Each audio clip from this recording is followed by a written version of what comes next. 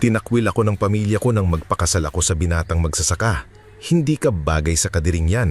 Sa 5 taon ay hindi nila ako kinamusta, pero nagsimulang lumago ang kumpanya ng asawa ko hanggang maging bilyon. Biglang dumating ang nanay ko sa bahay, dala ang listahan ng gusto niya, pero namutla siya sa sinagot ko. Bago tayo mag-umpisa sa ating istorya, i-comment mo naman kung taga saan ka at anong oras ka nanonood ngayon. Malay mo, habang sinusundan natin ang buhay ni Miren, may kapareho kang sugat na matagal mo ring kinimkim. Sugat na galing hindi sa ibang tao, kundi sa mismong pamilyang akala mo ay unang magtatanggol sa'yo. Sa malamig na umaga sa Tagaytay, nakatayo si Miren Alvarado sa balkonahe ng malaking mansyon ng kanilang pamilya. Sa labas, makikita ang habang driveway, ang hardin na laging ginugupitan ng mga hardinero, at ang malawak na lupaing minana pa raw ng mga Alvarado sa kanilang mga ninuno. Sa loob naman ng bahay, lahat ay makintab. Ang sahig, ang chandelier, ang mga mamahaling florera, pati ang ngiti ng mga bisita kapag may okasyon. Pero sa kabila ng lahat ng ganda, may lamig sa mansyon na iyon na hindi kayang tanggalin ng mamahaling kurtina o imported na kape. Miren, tawag ni Doña Celestina Alvarado mula sa dining hall. Malamig ang boses nito, parang utos na walang puwang para sa tanong. Bakit hindi ka pabihis? Darating si Severino mamayang tanghali. Napabuntong hininga si Miren bago humarap sa ina. 26 na taong gulang siya, edukada, mahinahon, at kilala sa kanilang angkan bilang dalagang hindi sumasagot ng bastos. Maputi ang balat, simple ang ayos, at kahit may karapatan siyang magmayabang dahil sa yaman ng kanilang pamilya, mas madalas siyang makita sa kusina na nakikipagkwentuhan sa mga kasambahay kaysa sa sala na kasama ang mga sosyal na kaibigan ng kanyang ina. Ma, sinabi ko na po sa inyo, hindi ko gustong makipaglapit kay Severino. Huminto sa pag-inom ng tsaa si Doña Celestina. Sa kabilang dulo ng mesa, tahimik na nakaupo si Don Florencio, ama ni Miren. Hawak ang dyaryo pero halatang nakikinig. Nasa tabi naman nito si Vesper, ang nakakatandang kapatid ni Miren na nakangiti habang inaayos ang relo niyang kumikinang. Ay talaga? Kaya pala laging nasa literacy program sa baryo. Hindi mo ba alam, pinag-uusapan ka na ng mga tao. Anak ng Alvarado, nakikipagsalamuha sa mga magsasaka at tindera. Mga tao rin sila kuya. Pero hindi natin silang ka-level. Singit ni Doña Celestina. Tandaan mo yan. Tahimik na napayuko si Miren, hindi dahil wala siyang sagot, kundi dahil pagod na siyang ipaliwanag sa pamilyang ito na ang halaga ng tao ay hindi nasusukat sa apelyido, lupa o laman ng bank account. Sa likod ng mansyon, sa may maliit na kusina kung saan mas mainit ang pakiramdam kaysa sa engranding dining hall, naroon si Manang Tarsila, ang matagal ng kasambahay ng pamilya. Nakita nitong pumasok si Miren na halatang mabigat ang dibdib. Ano na naman ang sinabi sa iyo ng nanay mo, hiha? Hindi naman po, sagot ni Miren, pilit ng miti. Ako pa ba ang lolokohin mo? Bata ka pa lang, kilala ko na ang mukha mo kapag pinipilit mong maging matapang. Napaupo si Miren sa kahoy na upuan. Bakit po ba parang kasalanan ang gusto kong mamuhay ng may sariling desisyon? Hindi agad sumagot si Manang Tarsila. Pinunisan nito ang kamay sa tapis at lumapit sa dalaga. Kasi may mga taong akala nila kapag mahal ka nila, pag-aari ka na nila. Pero hindi ganon ang pagmamahal, Miren. Ang tunay na mahal ka, hindi ka ikukulong para lang manatili kang malapit. Tumagos sa puso ni Miren ang mga salitang iyon. Ilang araw matapos iyon, nagpunta si Miren sa baryo para tumulong sa reading class ng mga batang anak ng magsasaka. Kasama riyan nito si Solaya, ang matalik niyang kaibigan na anak ng dating kusinera nila. Si Solaya ay guro na ngayon sa maliit na paaralan sa gilid ng palayan. Matapang, direktsahang magsalita at isa sa iilang taong hindi natatakot sabihin kay Miren ang totoo. Naririnig ko na naman, pinipilit ka na naman daw kay Severino Castañeda. Sa balita, may mga banta na mula sa mga pamilya na hindi natutuma sa pagkalapit ni Miren sa mga tao rito. Marami ring mga nag-aaral ng letra at ang pakanya na may sariling idea tungkol sa bahay ng bahay ni Miren. Bago pa makasagot si Miren, may kaguluhang narinig sa tapat ng palengke. May matandang babae, si Lola Pasing, na natumba habang bitbit ang bilaw ng kakanin. Kumalat sa lupa ang paninda nito at may ilang batang napaatras sa gulat. "Lola!" sigaw ni Miren, agad na tumakbo. Pero bago pa siya tuluyang makalapit, may isang binatang mabilis na yumuko para alalayan ang matanda. Nakasuot ito ng kupas na damit, may putik sa laylayan ng pantalon at halatang galing sa bukid. Hindi ito nagdalawang isip na pulutin ang mga kakaning nalaglag kahit nadumihan ang mga kamay niya. "Ayos lang po ba kayo, Lola Pasing?" tanong ng lalaki. Mahinahon ngunit may pag-aalala. "Naku, Elias, salamat," nanginginig na sabi ng matanda. "Nahilo lang yata ako." Sarap yan Elias. Noon unang narinig ni Mira ng pangalan niya. Lumuhod si Miren sa tabi ng matanda. "Lola, masakit po ba ang balakang niya?" Napatingin sa kanya si Elias. Sandali lang yon, pero sapat para mapansin ni Miren ang kakaibang tingin ng binata.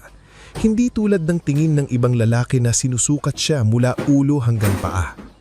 Kay Elias, parang tao ang tingin sa kanya, hindi tropeo, hindi anak mayaman, hindi dekorasyon sa hapag ng mga Alvarado. "Mas mabuti pong dalhin natin siya sa health center," sabi ni Elias. Tumanggo si Miren. "Sige, ako na ang sasagot." Umiling si Elias. "Hindi kailangang sagutin lahat ng bagay dahil kaya mong bayaran, Miss Alvarado. Pero salamat. Ang importante, madala natin siya agad." Hindi sanay si Miren na may nagsasalita sa kanya ng ganoon. Magalang pero hindi sunod-sunuran. Sa halip na mainis, nakaramdam siya ng respeto. Mula noon, mas madalas nang nag-cross ang landas nila. Si Elias Marapao ay anak ni Mang Darencio at Aling Wena, mga magsasakang matagal nang nangungupahan sa lupang dating pag-aari ng mga Alvarado. Lumaki siya sa bukid, sanay sa init, ulan at putik. Pero sa bawat pag-uusap nila, natutuklasan ni Miren na ang binatang ito ay hindi ordinaryong magsasaka lang, tulad ng mababang tingin ng kanyang pamilya sa mga tulad nito. Isang hapon, matapos ang klase ng mga bata, nadatnan ni Miren si Elias sa lilim ng puno ng mangga, nagsusulat sa lumang notebook. "Ano yan?" tanong ni Miren. Napatingin si Elias at bahagyang ngumiti. "Plano." "Para saan?" "Para sa bukid. Gusto kong gumawa ng maliit na kooperatiba balang araw. Hindi pwedeng habang buhay ang magsasaka ang nagtatanim pero sila ang pinakahuling kumikita." Umupo si Miren sa kabilang dulo ng kahoy na bangko. "Kooperatiba?" "Oh, organic farming, direct selling, sariling packaging. Kung matututo kaming magbenta ng hindi dumadaan sa mapagsasamantalang middleman, mas lalaki ang kita ng mga magsasaka." Tahimik siyang pinakinggan ni Miren. Iba ang ningning ng mata ni Elias habang nagsasalita tungkol sa pangarap. Walang yabang, walang ilusyon. Alam nitong mahirap pero hindi nito tinatrato ang hirap bilang dahilan para hindi magsimula. "Hindi ka ba natatakot na baka pagtawanan ka?" Kinabukasan, kumalat ang tensyon sa buong bahay. Si Vesper ay mas lalong naging mapanukso at si Don Florencio ay nanatiling tahimik, parang lalaking matagal nang isinuko ang sariling boses. Kahit gusto ni Miren na kausapin ng ama, lagi lamang itong umiiwas ng tingin. Ilang araw makalipas, inimbitahan ni Doña Celestina si Elias sa isang hapunan sa mansyon.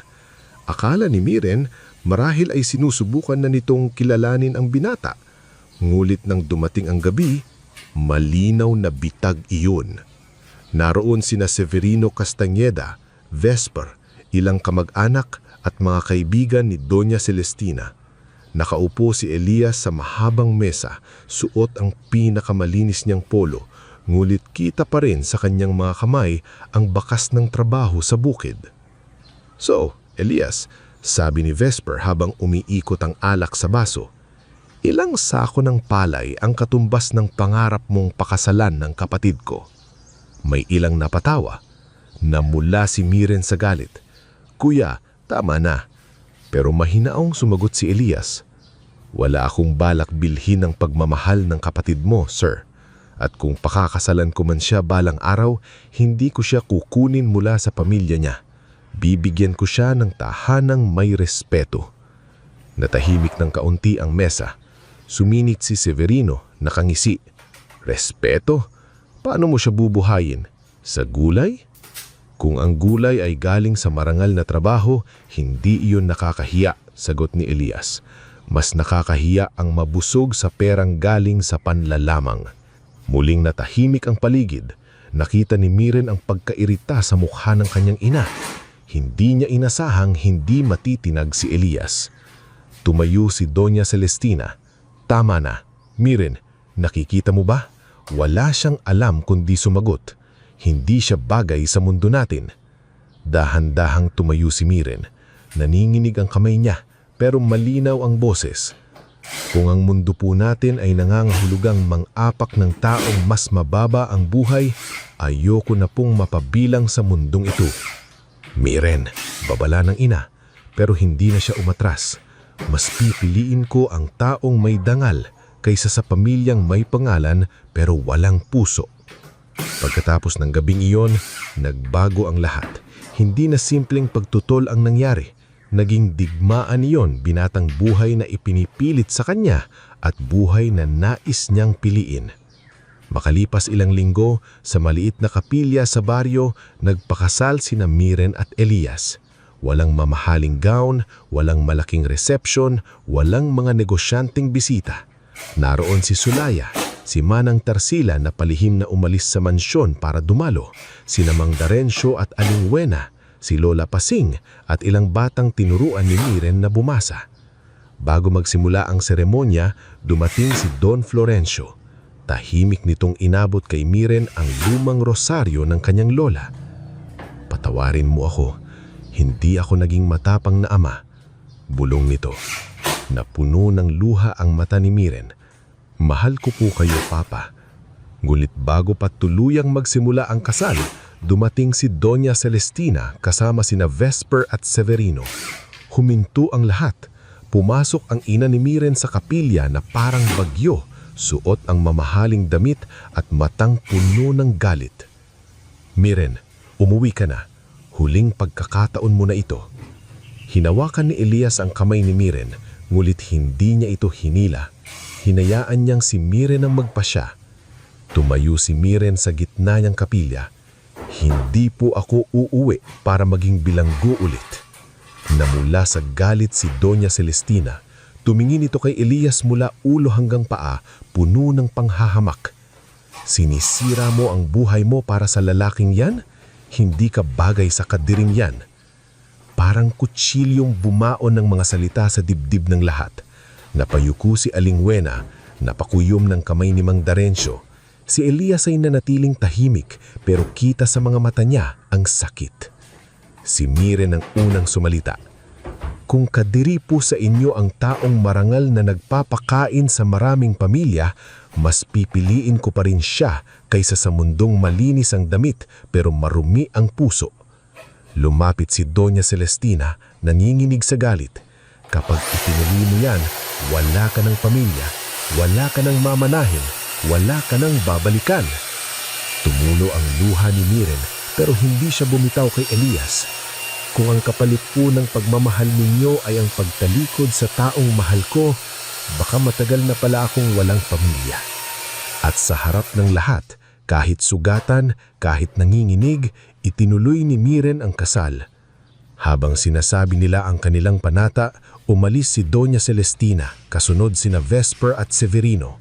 Hindi lumingon si Miren kahit narinig niya ang malakas na pagsara ng pinto ng kapilya. Alam niyang sa sandaling iyon, isinara rin sa kanya ng sariling pamilya ang pintuan ng kanilang tahanan. Ngunit nang tumingin siya kay Elias, nakita niya ang mga matang puno ng pangako. Wala akong maipapangakong mansyon, bulong ni Elias matapos ang seremonya. Pero ipapangako ko sa iyo, hindi kita hahayaang magsisi na pinili mo ako. Mahinang ngumiti si Miren sa gitna ng luha. Hindi mansyon ng kailangan ko, Elias. Tahanan. Sa labas ng kapilya, simple ang handa.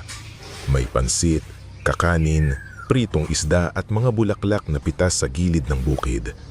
Walang engranding musika pero may tawanan. Walang mamahaling regalo pero may mga yakap na totoo. Hindi pa alam ni Miren na ang araw na iyon ang simula ng pinakamahirap na yugto ng buhay niya. Hindi niya pa alam na 5 taon siyang hindi kakamustahin ng sariling pamilya. Hindi niya pa alam na darating ang gutom, bagyo, sakit at pangmamaliit.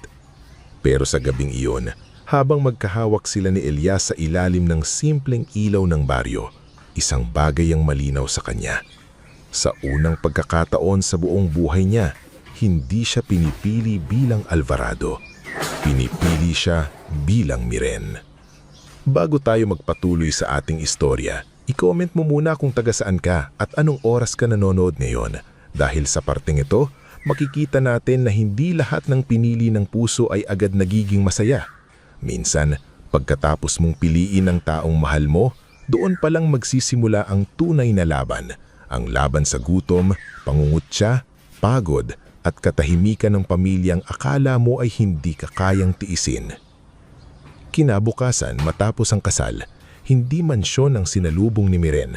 Walang malaking kwarto, walang malambot na kama, walang kasambahay na mag-aabot ng pagkain o mag-aayos ng damit.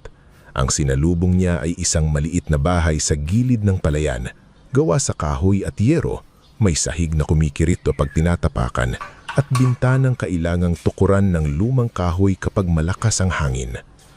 Nakatayo si Miren sa pintuan, hawak ang maliit na maletang dala niya mula sa mansyon. Kaunti lang ang laman niyon, ilang damit, ang lumang rosaryo na ibinigay ng kanyang ama at ilang librong hindi niya kayang iwan. "Pasensya ka na," mahinang sabi ni Elias habang ibinababa ang sako ng bigas sa sulok. "Hindi ito tulad ng nakasanayan mo." Tumingin si Miren sa paligid. May maliit na mesa, 2 upuang kahoy, isang aparador na may gasgas at kusinang halos kasya lang ang 2 tao. Sa labas, naroon ang malawak na bukid, basa pa ng hamog ng umaga. Ngumiti siya kahit may kaba sa dibdib. "Hindi naman bahay ang nagpapasaya sa tao, Elias. Kung tahanan ito, matututuhan ko ring itong mahalin." Napatitig sa kanya si Elias, tila hindi makapaniwala na ang babaeng lumaki sa marmol na sahig ay nakatayo ngayon sa simpleng bahay niya at hindi nagrereklamo. Dumating sina Aling Wena at Mang Darencio, dala ang mainit na sinangag, itlog na maalat at kamatis. Nakasuot pa si Aling Wena ng lumang duster pero halata sa mukha nito ang pag-aalala. "Hiha," sabi nito ay Miren, "kung may kulang dito, sabihin mo lang. Hindi kami mayaman pero hindi kami namin pababayaan." Lumapit si Miren at magalang na yumakap sa kanya. "Salamat po, Nay Wena." Sandaling natigilan si Aling Wena sa tawag na iyon. Pagkatapos ay napapikit ito, parang pinipigilan ng luha. "Nay Wena," ulit nito ng mahina. "Aba, parang may anak na rin akong babae." Sa unang buwan ng pagsasama ni Miren at Elias, doon unti-unting natuklasan ni Miren kung gaano kabigat ang buhay na pinili niya. Gigising sila bago sumikat ang araw. Si Elias naman ay pupunta agad sa bukid kasama si Mang Darencio, habang si Miren naman ay susubok matutong magsaing gamit ang kalan na diuling. Ilang beses siyang napaso, ilang beses ding nasunog ang sinaing. Minsan, napaiyak siya ng mag-isa dahil kahit simpleng gawain ay hindi niya agad magawa ng tama. Nakita siya ni Aling Wena isang tanghali, nakaupo sa bangko sa likod ng bahay, hawak ang palad na may paltos. "Masakit?" tanong ng matanda. "Kaunti po," sagot ni Miren, pilit na ngumiti. Umupo si Aling Wena sa tabi niya at kinuha ang kamay niya. "Hindi ka mahina dahil nasaktan ka, bago lang sa'yo ito. Pero minsan po naiisip ko, baka tama sila, baka hindi nga ako bagay dito." Mahinang umiling si Aling Wena. "Hindi ang putik ang sukatan kung bagay ka sa bukid. Ang tanong, kaya mo bang igalang ang buhay dito? At nakikita ko, hiha, pinipilit mong matuto, sapat iyon para magsimula." Mula noon, mas naging determinado si Miren. Natuto siyang mamalengke ng hindi naloloko sa presyo. Natuto siyang magluto ng gulay na hindi sobra ang alat. Natuto siyang maghugas ng damit gamit ang kamay hanggang mamula ang daliri. Ngunit higit sa lahat, natuto siyang tumingin sa bukid, hindi bilang buruming lugar, kundi bilang mundong bumubuhay sa maraming pamilya. Si Elias naman, habang pagod sa maghapong trabaho, hindi natutulog agad sa gabi. Sa ilalim ng ilaw ng gasera, binubuklat niya ang mga librong hiniram ni Solaya tungkol sa organic farming, bookkeeping at maliit na negosyo. Minsan, nagigising si Miren sa kaluskos ng papel at nakikita ang asawa niyang nakayuko sa notebook, gumuguhit ng plano ng taniman. "Matulog ka na," sabi ni Miren sa isang gabi. Sagot ni Elias. Tinitignan ko kung paano natin mababawasan ang gasto sa pataba. Umupo si Miren sa tabi niya. Pwede ba akong tumulong? Napatingin si Elias. Pagod ka na. Pagod din ako sa pagiging walang silbi. Birong sabi niya, pero may bahid ng totoo. Ngumiti si Elias at inabot ang lapis. Sige, ikaw ang magtala ng gastos natin. Doon nagsimula ang maliit nilang sistema. Si Elias ang bahala sa tanim, kalidad ng lupa at pakikipag-usap sa kapwang magsasaka. Si Miren naman ang nagsusulat ng gastos, nag-aayos ng listahan ng customer at nag-iisip kung paano nila maipapakilala ang gulay ng mas maayos sa palengke. Ngunit hindi naging madali ang lahat. Sa ikalawang taon ng kanilang pagsasama, dumating ang malakas na bagyo. 3 araw na halos walang tigil ang ulan. Umuuga ang bubong ng maliit nilang bahay at pinapasok ng tubig ang gilid ng dingding. Magdamag nagising sina Miren at Elias, nagsasahod ng palanggana sa tumutulo bubong habang si Aling Wena ay nagdarasal sa kabilang bahay. Kinabukasan, nang humupa ang ulan, nakita nila ang pinsala. Nakalubog sa tubig ang maraming tanim. Ang ilang hanay ng gulal ay nakahiga na parang mga katawan matapos ang gyera. Natahimik si Elias habang nakatayo sa gitna ng putikan. Hindi siya nagsalita. Hindi rin siya umiyak. Pero nang makita ni Miren ang panginginig ng kamay nito, alam niyang mas malalim ang sugat kaysa sa nakikita. Elias, mahinang tawag niya. 3 buwan. Bulong nito. 3 buwan nating inalagaan to. Lumapit si Miren at hinawakan ng kamay niya. Babangon tayo. Napatingin si Elias sa kanya. Paano? Hindi agad nakasagot si Miren dahil sa totoo lang, hindi rin niya alam. Dahil sa pinsala, napilitan silang umutang kay Brando Talek, isang middleman sa palengke na matagal nang kilala sa pagsasamantala sa mga magsasaka. Malaki ang tiyan ni Brando, makapal ang gintong sinsing at laging may ngising parang may hawak na sikreto laban sa lahat. Nako Elias, sabi ni Brando habang pinipirmahan nila ang papel. Alam mo naman ako, tumutulong sa nangangailangan. Pero syempre, negosyo pa rin ito. Kapag hindi kayo nakabayad sa takdang araw, sa akin ninyo ibabagsak ang ani ninyo sa presyong ako ang magsasabi. Napakuyom ang kamao ni Elias. Wala kaming choice ngayon. Ngumiti si Brando at tumingin kay Miren. Ikaw ba ang asawa niya? Ikaw yung taga-mansyon dati, di ba? Sayang, kung naghintay ka lang, hindi ka sana namang problema sa putik ngayon. Nanlamig ang mukha ni Miren pero hindi siya sumagot. Hinawakan lang niya ang braso ni Elias para hindi ito magpadala sa galit. Sa mga sumunod na buwan, ramdam ni Miren ang bigat ng pinili niyang buhay. Sa palengke, may mga babaeng bumubulong kapag dumaraan siya. Siya yan, di ba? Anak mayaman dati. Oo, pinili ang magsasaka. Ayan tuloy, namamalengke na parang ordinaryo. Minsan talaga, ang pag-ibig nakakabubo. Naririnig ito ni Miren pero lumalakad lang siyang natuwid. Kapag nakauwi na, saka siya tahimik na umiiyak sa likod ng bahay. Ayaw ipakita kay Elias dahil alam niyang pareho na silang pagod. Isang hapon, dumating si Solaya dala ang ilang lumang libro at isang supot ng pandesal. Uy, bati nito, pilit na masaya. May pasalubong ako. Inayakap ni Miren ang kaibigan at doon bumigay ang luha niya. Wala silang kahit isang tawag Solaya, kahit isa. Alam ni Solaya kung sino ang tinutukoy niya. 5 buwan na mula noong kasal, akala ko kahit si Papa, kahit siya man lang. Hinagod ni Solaya ang likod ni Miren.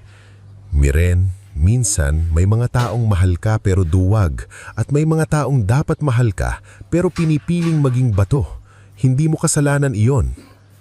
Hindi alam ni Miren na ilang linggo bago iyon, Tunay ngang tumitingkang pumunta si Don Florencio sa baryo.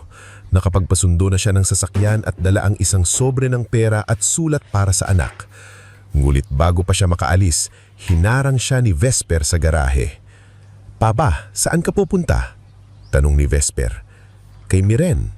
Mahinang sagot ni Don Florencio. "Kailangan kong makita ang anak ko." Tumawa ng manamig si Vesper. "At anong sasabihin ng mga tao kapag nalaman nilang hinahabol natin siya? Siya ang tumalikod sa pamilya. Anak ko siya. Anak nyo na kinili ang kahiyaan kaysa sa atin. Kung pupuntahan nyo siya, lalong lalakas ang loob niya. At si Mama, alam nyo namang hindi niya palalampasin iyon." Nanatili sa garahe si Don Florencio, hawak ang sobre habang unti-unting nanghihina ang loob. Sa huli, bumalik siya sa kwarto at itinago ang sulat sa drawer. Muli, pinili niyang maging matahimik. Samantala, sa baryo, nagsimulang magbago ang takbo ng buhay ni Miren at Elias nang makilala nila si Tia Ismeria, isang biyudang dating accountant na nakatira sa kabilang kanto. Napansin nito si Miren isang araw na naguguluhan sa talaan ng utang, puhunan at kita. "Anak," sabi nito. Sabi ni Tia Ismeria, "Kung ganyan ka maglista, malulugi kayo kahit kumikita." Napahiya si Miren. "Pasensya na po, sinusubukan ko lang. Hindi kita pinapagalitan, tinuturuan kita." Umupo ang matanda at kinuha ang lapis. "Ganito, ihiwalay mo ang puhunan, gastos sa bahay, utang at pambili ng binhi. Kapag pinagsama-sama mo lahat, hindi mo malalaman kung saan kayo tunay na nauubusan." Mula noon, naging gabay nila si Tia Ismeria. Hindi ito humingi ng bayad. Ang sabi lang nito, kapag umasenso kayo, huwag ninyong kalilimutan ng mga magsasakang mas walang boses kaysa sa inyo. Isang gabi, habang nag-aayos sila ng produkto para sa palengke, napansin ni Miren na kahit sariwa at maganda ang gulay nila, natatalo pa rin sila ng ibang tindero dahil mas maayos ang pagkakalagay ng mga produkto. "Elias," sabi niya, "paano kung lagyan natin ng pangalan?" "Pangalan?" "Oo, hindi lang basta gulay. Gawin nating parang may pagkakakilanlan. Malinis, maayos, may kwento." "Anong pangalan?" Nag-isip si Miren. Tumingin siya sa kamay ni Elias, sa lupang nakadikit sa kuko nito sa ugat ng mga gulay na inani nila. "Lunti ang ugat," sabi niya, "kasi dito nagsisimula ang lahat, sa ugat, sa lupa, sa sipag." Tahimik si Elias, pagkatapos ay ngumiti. "Lunti ang ugat organics."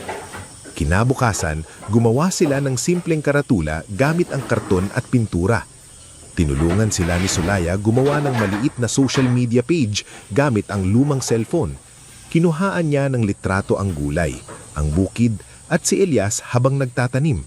Si Miren naman ang nagsulat ng maikling caption tungkol sa sariwang ani, patas na presyo at organic na proseso. Sa simula, kuunti lang ang bumili, pero may ilang suki na bumalik dahil napansin nilang mas matagal masira ang gulay ni na Elias. Si Lola Pasing ay tumulong ding ikwento sa mga mamimili na mababait ang mag-asawa. "Bili na kayo rito," sabi ng matanda sa mga dumaraan.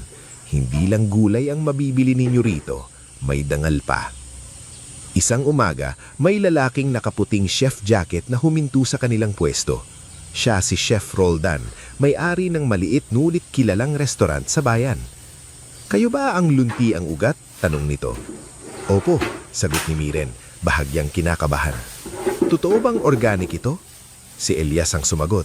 "Opo, maaari po kayong bumisita sa taniman kung gusto ninyong makita."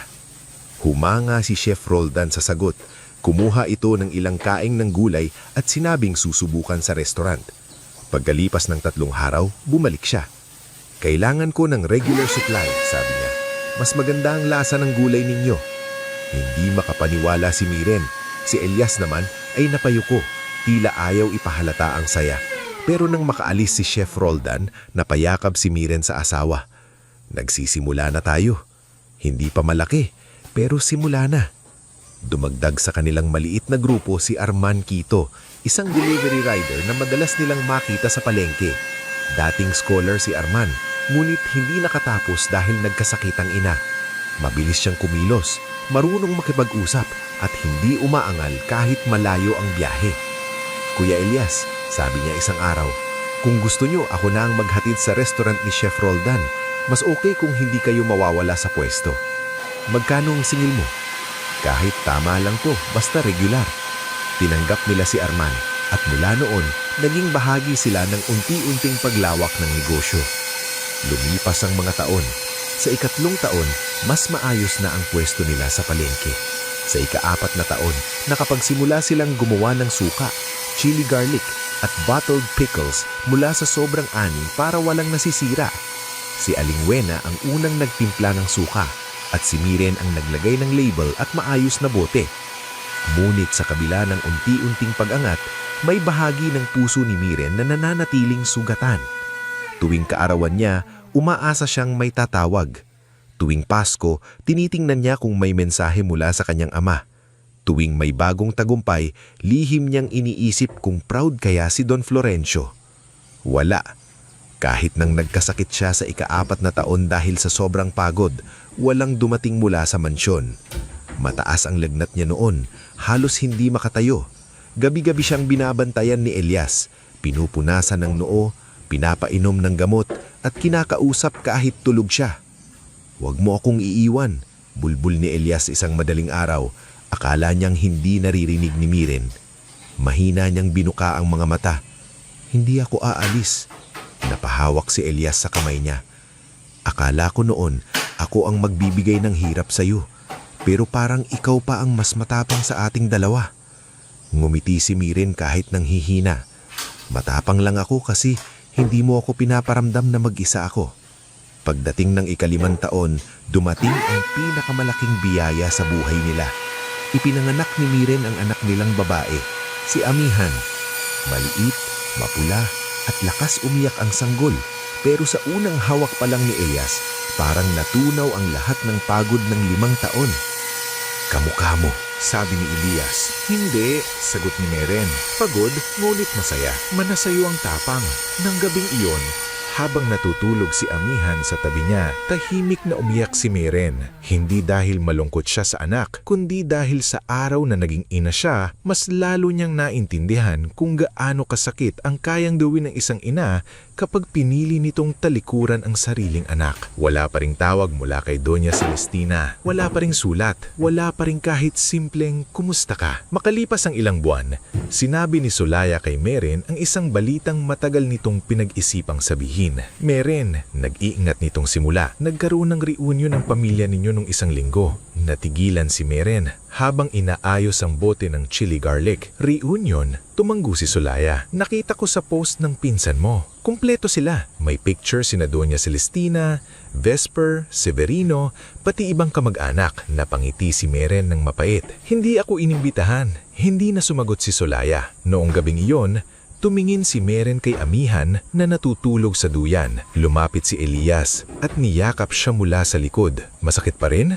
tanong nito. "Oo," tapat niyang sagot, pero hindi na tulad noon. "Bakit?" Hinawakan ni Miren ang kamay ng asawa. "Kasi dati, iniisip ko na nawala ang pamilya ko. Ngayon, nakikita kong may nabuo pala akong bago." Doon tuluyang tinanggap ni Miren na ang 5 taon ng katahimikan ng kanyang pamilya ay hindi lamang parusa. Isa rin itong malinaw na sagot. Tinakwil nila ako, oo. Ngunit sa mga taon iyon, may ibang yumakap sa kanya. Sina Elias, Aling Wena, Mang Darencio, Solaya, Tia Ismeria, Arman, Lola Pasing, Chef Roldan, at ang maliit niyang si Amihan. At sa pagtatapos ng ika-5 taon, dumating ang pagkakataong hindi nila inaasahan. Tinawagan sila ni Chef Roldan isang umaga. May kakilala raw siyang procurement head ng malaking hotel group na naghahanap ng bagong supplier ng organic vegetables at bottled farm products. Ang pangalan nito ay Maestra Iluminada C, isang babaeng kilalang migpit, diretso magsalita at hindi madaling humanga. "Handa na ba tayo?" tanong ni Elias kay Miren nang ibaba nito ang tawag. Tumingin si Miren sa paligid, sa maliit nilang processing area, sa mga bote ng suka, sa mga gulay na nakasalansan, sa mga taong tumutulong sa kanila kahit maliit pa ang kita. "Hindi pa perpekto," sabi ni Miren, "pero handa tayong ipakita ang totoo." Dumating si Maestra Iluminada makalipas ang isang linggo. Nakasuot ito ng puting blouse, may dalang clipboard, at halos hindi ngumiti habang iniinspeksyon ang taniman, kusina, imbakan, at records. Kinabahan si Elias sa bawat tanong nito. Ngunit sinagot niya lahat ng tapat. Hindi pa po malaki ang fasilidad namin, pero malinis po.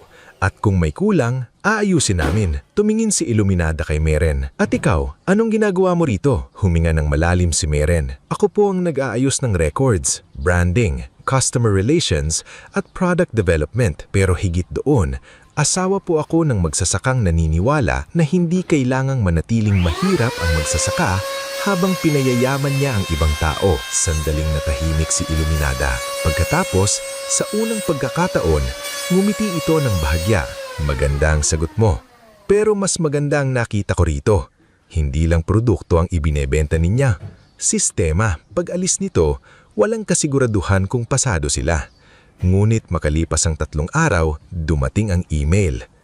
Tinanggap sila bilang trial supplier. Napatakip ang bibig ni Meren habang binabasa ang mensahe. Si Elias naman ay napaupo sa silya. Parang nanlalambot ang tuhod. Elias, naninigig ang boses ni Meren. Ito na! Tinawagan nila sina Aling Wena, Mang Darencio, Solaya, Tia Ismeria, Arman, Lola Pasing, Chef Roldan at ang maliit niyang si Amihan. Walang engranding selebrasyon.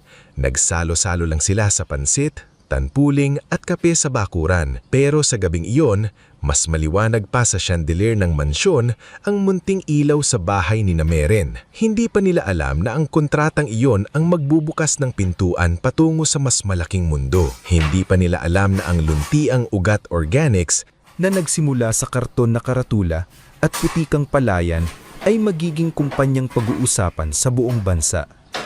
At lalong hindi pa alam ni Miren na sa oras na makita ng pamilya Alvarado ang pag-angat nila, ang katahimikang 5 taon nilang ibinigay ay biglang mapapalitan ng pagkatok sa pintuan. Ngulit sa gabing iyon, hindi muna inisip ni Miren ang nakaraan. Karga niya si Amihan, katabi si Elias, habang nakatingin sa mga taong kasama nilang bumangon. At sa puso niya, malinaw ang isang bagay. Hindi man siya kinamusta ng pamilyang pinanggalingan niya, araw-araw naman siyang pinili ng pamilyang binuo niya. Bago tayo magpatuloy sa ating istorya, i-comment mo muna kung taga saan ka at anong oras ka nanonood ngayon. Dahil sa parting ito, makikita natin na minsan ang mga taong hindi naniniwala sa iyo noong nagsisimula ka pa lang, sila rin ang unang mapapalingon kapag ang tahimik mong pagtitiis ay nagbunga ng tagumpay na hindi na nila kayang baliwalain. Nagsimula ang lahat sa isang email. Hindi iyon engrandeng pangyayari sa paningin ng ibang tao. Walang fireworks, walang handaan sa mamahaling hotel, walang reporter na nakatutok ang kamera.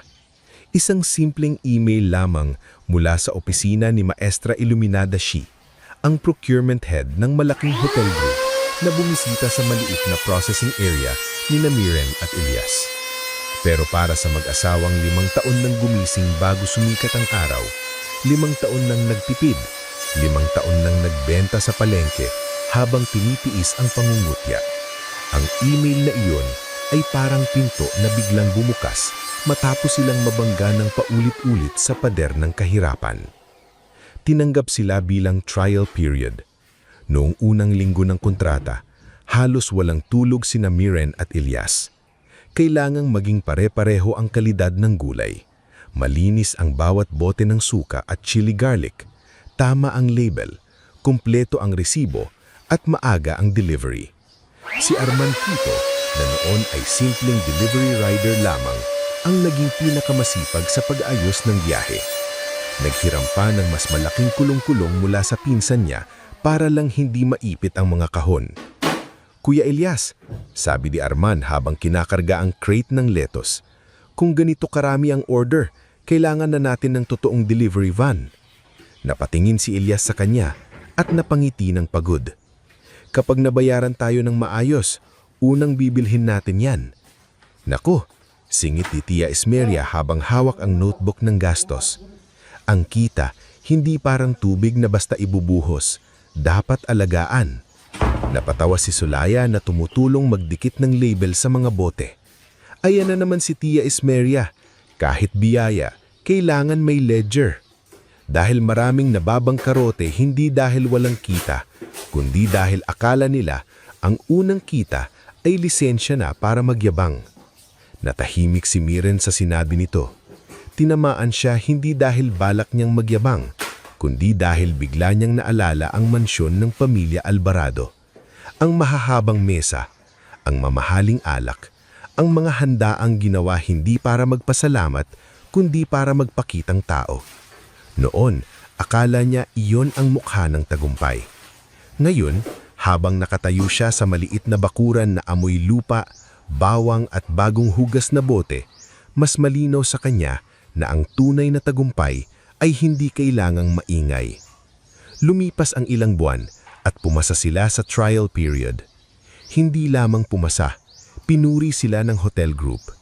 Ayon kay Maestra Iluminada, bihira ang supplier na maliit pa ang operasyon, ngunit malinaw ang sistema, malinis ang records at may respeto sa manggagawa.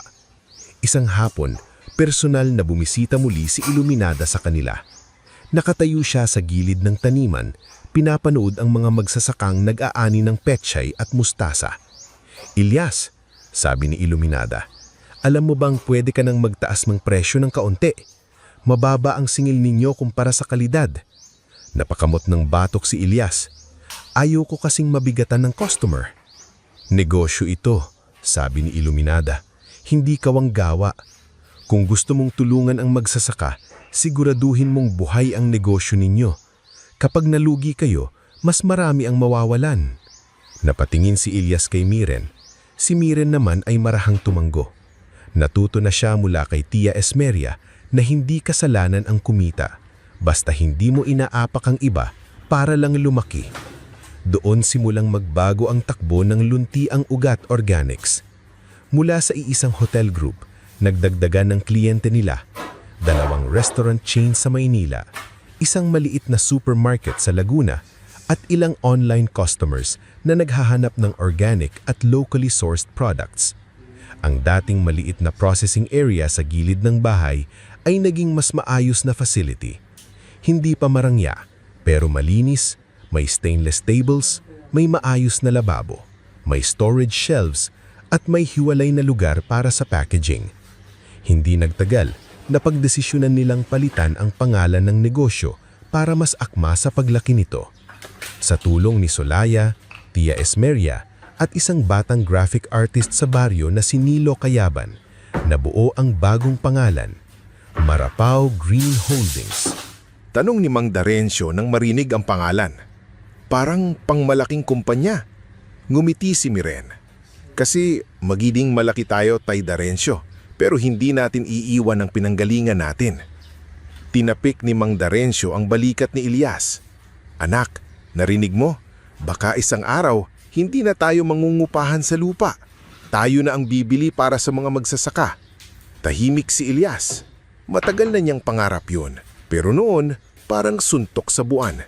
Ngayon, unti-unti na itong nagkakaroon ng hugis. Sa ika-6 na taon ng pagsasama nila ni Miren, nabili nila ang unang 5 ektaryang lupa na dating inuupahan ng ilang pamilya sa baryo. Hindi iyon para sa kanila lamang. Ginawa nila itong shared production area para sa mga magsasakang gustong sumali sa programa ng Marapao Green Holdings. Sa halip na ipitin sa mababang presyo, binigyan nila ang mga magsasaka ng malinaw na kontrata, tamang training at garantisadong bilihan basta pasado sa kalidad. Si Solaya ang naging head ng Community Education Program. Sa maliit na training center na dating bodega, tinuturuan niya ang mga asawa ng magsasaka kung paano magbasa ng kontrata, magtala ng kita at mag-ipon kahit maliit. Si Arman naman, mula sa pagiging delivery rider, naging logistics supervisor. Natuto siyang humawak ng schedule, ruta, inventory at tao. Hindi ko inakalang marunong pala akong mag-manage, sabi ni Arman isang araw habang hawak ang clipboard. Matagal ka nang marunong, sagot ni Miren. Wala lang dating nagbibigay sa iyo ng pagkakataon. Sa bawat paglawak ng negosyo, pinipilit ni Miren at Ilyas na hindi kalimutan ang dahilan kung bakit sila nagsimula. Ngunit habang lumalakas ang kumpanya, may mga taong nagsimulang mainis sa tagumpay nila. Isa na roon si Brando Talek. Ang dating middleman na nagpautang sa kanila sa oras ng pangangailangan ay unti-unting nawalan ng hawak sa mga magsasaka. Dati, siya ang nagdidikta ng presyo. Dati, kapag may bagyo o peste, siya ang nagpapautang kapalit ng halos pag-aari na rin niya ang ani ng mga tao. Pero nang dumating ang Marapao Green Holdings, natutong tumanggi ang mga magsasaka sa mapang-abusong kontrata. Isang gabi, sa maliit na karinderya malapit sa palengke, nakipagkita si Brando kay Severino Castañeda. Oo, ang dating lalaking ipinipilit kay Miren ng kanyang ina. Hindi rin naging maganda ang takbo ng negosyo ni Severino nitong mga nakarahang taon. Mayaman pa rin siya sa panlabas, ngunit maraming utang at palpak na investment ang tinatago sa likod ng mamahaling polo at relo. Hindi pwedeng tuloy-tuloy silang lumaki, sabi ni Brando habang hinahalo ang kape. Ngumiti si Severino. At kinukuha nila ang atensyon ng merkado. Alam mo ba, may mga investors na dati kong kausap, tinatanong na ngayon kung kilala si Elias Marapao. Tapos gusto nilang makipag-partner sa kanya, sa magsasakang yun. May lason sa boses ni Severino. Anong plano mo? Tanong ni Brando. Sumandal si Severino sa upuan. Hindi kailangang sirain sila ng harapan. Sapat nang sirain ang tiwala ng customer. Doon nagsimula ang pananabutahe. Una, may kumalat na post online na marumi raw ang processing facility ng Marapao Green Holdings. May larawan ng amag na bote at bulok na gulay, pinalabas na galing sa kanila. Sumunod may anonymous complaint sa Organic Certification Office na gumagamit daw sila ng peking label. Pagkatapos, may ilang customer na nakatanggap ng peking email na nagsasabing nagre-recall daw ang kumpanya ng produkto dahil sa contamination. Isang umaga, pumasok si Arman sa opisina ni Miren at Elias na halos hingal. "Ma'am Miren, Sir Elias," sabi niya, hawak ang cellphone. "May dalawang supermarket na nag-hold muna ng order. May reklamo raw sa quality natin." Namlamig si Miren habang binabasa ang mensahe. Si Elias naman ay tahimik na nakatingin sa sahig. Hindi na ito tulad ng bagyo noon na tanim lang ang tinumba. Ngayon, reputasyon nila ang tinatamaan. Kung matakot ang customers, sabi ni Tia Ismeria, maaapektuhan ang buong chain, magsasaka, packers, drivers, lahat. Hindi tayo magtatago, marining nasabi ni Miren. Tumingin ang lahat sa kanya. Kung sasagot tayo sa social media lang, magiging salita laban sa salita. Buksan natin ang facility. Papasukin natin ang inspectors, customers at kahit media. Ipakita natin ang totoo. Nag-alala si Elias. "Miren, baka gamitin nila laban sa atin ang kahit maliit na mali. Kung may mali, aayusin natin. Pero hindi tayo papayag na sirain ng kasinimalingan ang pinaghirapan ng lahat."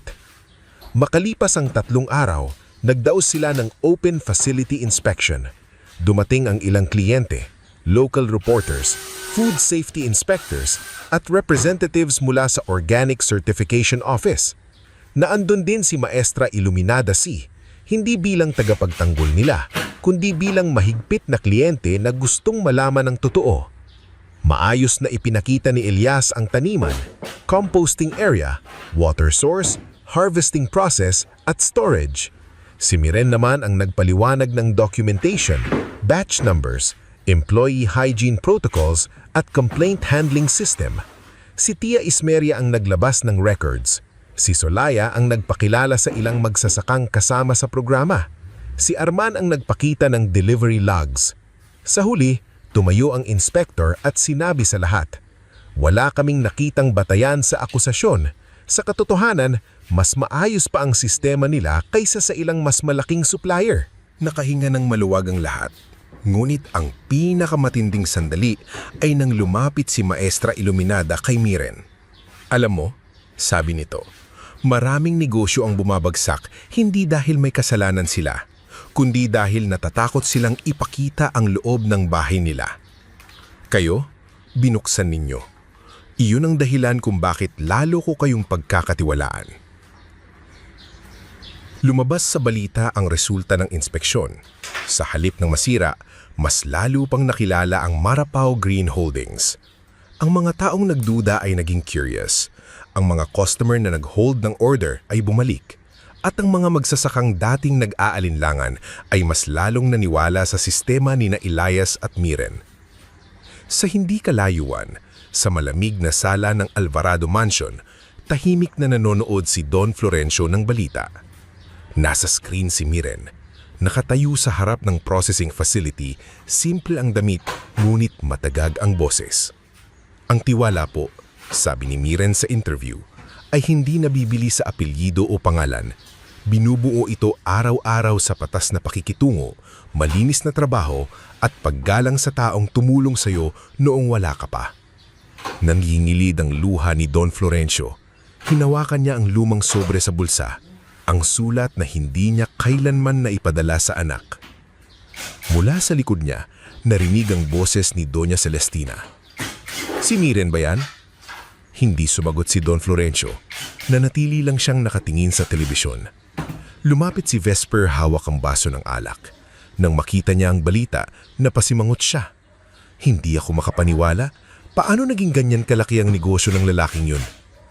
Hindi lalaking yun ang pangalan niya. Elias ang pangalan niya. Asawa siya ng kapatid mo. Napatingin si Vesper sa ama, halatang na insulto. Ngayon niyo siya ipagtatanggol? Hindi sumagot si Don Florencio, pero sa dibdib niya, lalong bumigat ang pagsisisi. Si Doña Celestina naman ay hindi agad nakaramdam ng tuwa o pagmamalaki. Nakaramdam siya ng pagkabahala. Dahil nitong mga nakaraang buwan, palihim nang bumabagsak ang lumang negosyo ng pamilya Alvarado. Ang mga ari-arian na dating simbolo ng kapangyarihan ay nakasangla na. Ang kumpanya nilang matagal nang umaasa sa lumang koneksyon ay unti-unting kinakain ng utang. At ang mga kaibigan na dating nakangiti sa kanilang hapag ay unti-unti nang lumalayo. Magkano na raw ang halaga ng kumpanya nila? Tanong ni Celestina, pilit na kontrolado ang boses. Hundreds of millions, sagot ni Vesper matapos tingnan ang article sa cellphone. At may potential investors pa. Tahimik na naupo si Celestina. Sa isip niya, hindi anak ang nakita niya sa balita. Nakita niya ang solusyon sa kanilang bumabagsak na mundo. Samantala, sa panig ni Miren at Elias, isang mas malaking oportunidad naman ang dumating. Isang Japanese-Filipino investor ang humiling ng meeting. Ang pangalan niya ay KG Manansala. Tahimik magsalita, elegante maninam at kilala sa pag-invest sa sustainable food system sa Asia. Naganap ang meeting sa isang conference room sa Maynila. Hindi sanay si Elias sa ganitong lugar. Salamin ang dingding, malamig ang aircon at ang kape ay nakalagay sa tasa na parang mas mahal pa sa dating puhunan nila sa palengke. Napansin ni Miren na kinakabahan ng asawa, kaya hinawakan niya ang kamay nito sa ilalim ng mesa. Mr. Marapao, sabi ni KG, marami na akong nakitang agricultural businesses, pero bihira ang may ganitong social impact at growth potential. I want to invest. Hindi agad sumagot si Elias. Sir, bago po ang lahat, malinaw po dapat na hindi namin isusuko ang karapatan ng mga magsasakang kasama namin. Bahagyang ngumiti si KG. That is exactly why I am interested. Ipinaliwanag ni KG ang plano. Expansion ng processing facilities, cold chain logistics, export-ready packaging at training hubs sa iba't ibang probinsya. Kapalit nito, magkakaroon siya ng minority stake sa kumpanya, ngunit mananatili ang kontrol ni na Elias at Miren sa prinsipyo at operasyon. Pinag-isipan nila iyon ng mabuti. Hindi sila nasilaw agad. Ilang gabi silang nagpulong kasama sina Tia Ismeria, Solaya, Arman at legal consultant na inirekomenda ni Maestra Iluminada. Binasa nila bawat pahina ng kontrata. Kapag tinanggap natin ito, sabi ni Elias isang gabi, hindi na tayo maliit. Hindi na tayo maliit noon pa man. Maliit lang ang gusali natin, pero malaki na ang responsibilidad natin. Pagdating ng araw ng pirmahan, suot ni Elias ang simpleng barong. Si Miren ay nakasuot ng puting blouse at paldang hindi mamahalin ngunit elegante. Sa harap ng ilang partners at abogado, pinirmahan nila ang investment agreement na magtutulak sa Marapao Green Holdings sa bilyong halaga. Bago pumirma, tumingin si Elias kay KG at sinabi, "Ang puhunan namin ay hindi lang lupa o produkto, Tiwala ito ng mga taong naniwala noong wala kaming pangalan. Kung mawawala yon, wala ring saysay ang bilyon. Tumanggo si KG. Then let us protect that trust. Nang pumutok sa balita ang expansion at valuation ng Marapao Green Holdings, nagulat ang buong industriya. Maraming natuwa, maraming humanga, at sa mansyon ng Alvarado, may mga matang biglang nagising matapos ang 5 taong pagkabulag. Si Vesper ang unang nagtangkang tumawag sa lumang numero ni Miren. Hindi na ito gumagana. Hinanap niya sa social media, nag-message sa official page ng kumpanya at sinubukang dumaan sa mga kakilala. Walang sumasagot. Inis na sabi niya kay Doña Celestina. Hindi mo alam ang direct address nila? Tanong ng ina. Bakit ko aalamin nun? Sagot ni Vesper. Akala natin wala na silang mararating. Matagal na natahimik si Doña Celestina. Pagkatapos, kinuha niya ang isang folder mula sa drawer at nagsimulang magsulat. Hindi sulat ng paghingi ng tawad. Hindi liham ng pangkamusta. Hindi tanong kung buhay pa ba ang anak niya. Kung kamusta ang apo niyang si Amihan o kung paano kinaya ni Miren ang 5 taon. Isang listahan. Nakalagay doon ang kailangang bayaran. Utang ng Alvarado Estate, overdue loans ng kumpanya, renovation ng mansion, bagong sasakyan kay Vesper, monthly allowance at board seat sa Marapao Green Holdings para sa pamilya Alvarado. Nakita iyon ni Don Florencio at halos hindi makapaniwala. Celestina, sabi niya, mahina ngunit puno ng sakit. Hindi iyan ang dapat mong dalhin sa anak natin. Hindi tumingin ng asawa niya. At anong gusto mong dalhin ko? Luha? Pagmamakaawa? Paghingi ng tawad? Napahinto si Celestina, ngulit saglit lamang. Anak ko siya, may karapatan akong lumapit. Lumapit, oo, sagot ni Don Florenzo. Pero hindi maningil. Hindi ka nanay na babalik sa anak, para kang kolektor na pupunta sa taong pinagkakautangan mo. Nanidas ang mukha ni Celestina. Kung hindi dahil sa Alvarado, wala siyang pinag-aralan, wala siyang asal, wala siyang pangalan. Kung hindi dahil sa tapangan niya, sagot ni Don Florencio, baka hanggang ngayon nakakakulong pa rin siya sa bahay na ito. Hindi na nakasagot si Celestina, ngumit hindi rin siya nagbago ng isip. Kinabukasan, nagpasya siyang pumunta sa bahay ni Miren. Isinama niya si Vesper, si Severino na ngayon ay desperadong makalapit sa lumalaking kumpanya, at isang abogado na si Ate Gualberto Nemes. Sa isip niya, kapag nakita siya ni Miren, babalik ang dating anak na sumusunod sa utos, natatakot sa galit at naghahanap pa rin ng pagmamahal ng ina. Hindi niya alam na 5 taon nang nagbago si Miren. Sa kabilang dako, sa malawak ngunit payak na tahanan ni Miren at Elias, naghahanda ang lahat para sa anniversary celebration ng kumpanya. Hindi iyon party ng mayayaman. Isa iyong salo-salo ng magsasaka, empleyado, kapitbahay at lahat ng tumulong mula sa simula. May mga mesa sa bakuran, may banderitas, may lutong bahay, at may mga batang naghahabulan sa damuhan. Si Miren ay nasa kusina, tumutulong maghahain ng pagkain, habang si Elias ay nakikipag-usap sa mga magsasaka tungkol sa bagong training hub. Si Amihan, 5 taong gulang na, ay tumatakbo sa bakuran hawak ang maliit na bulaklak na pitas sa hardin. Ma, tawag ng bata, marami po bang pupunta?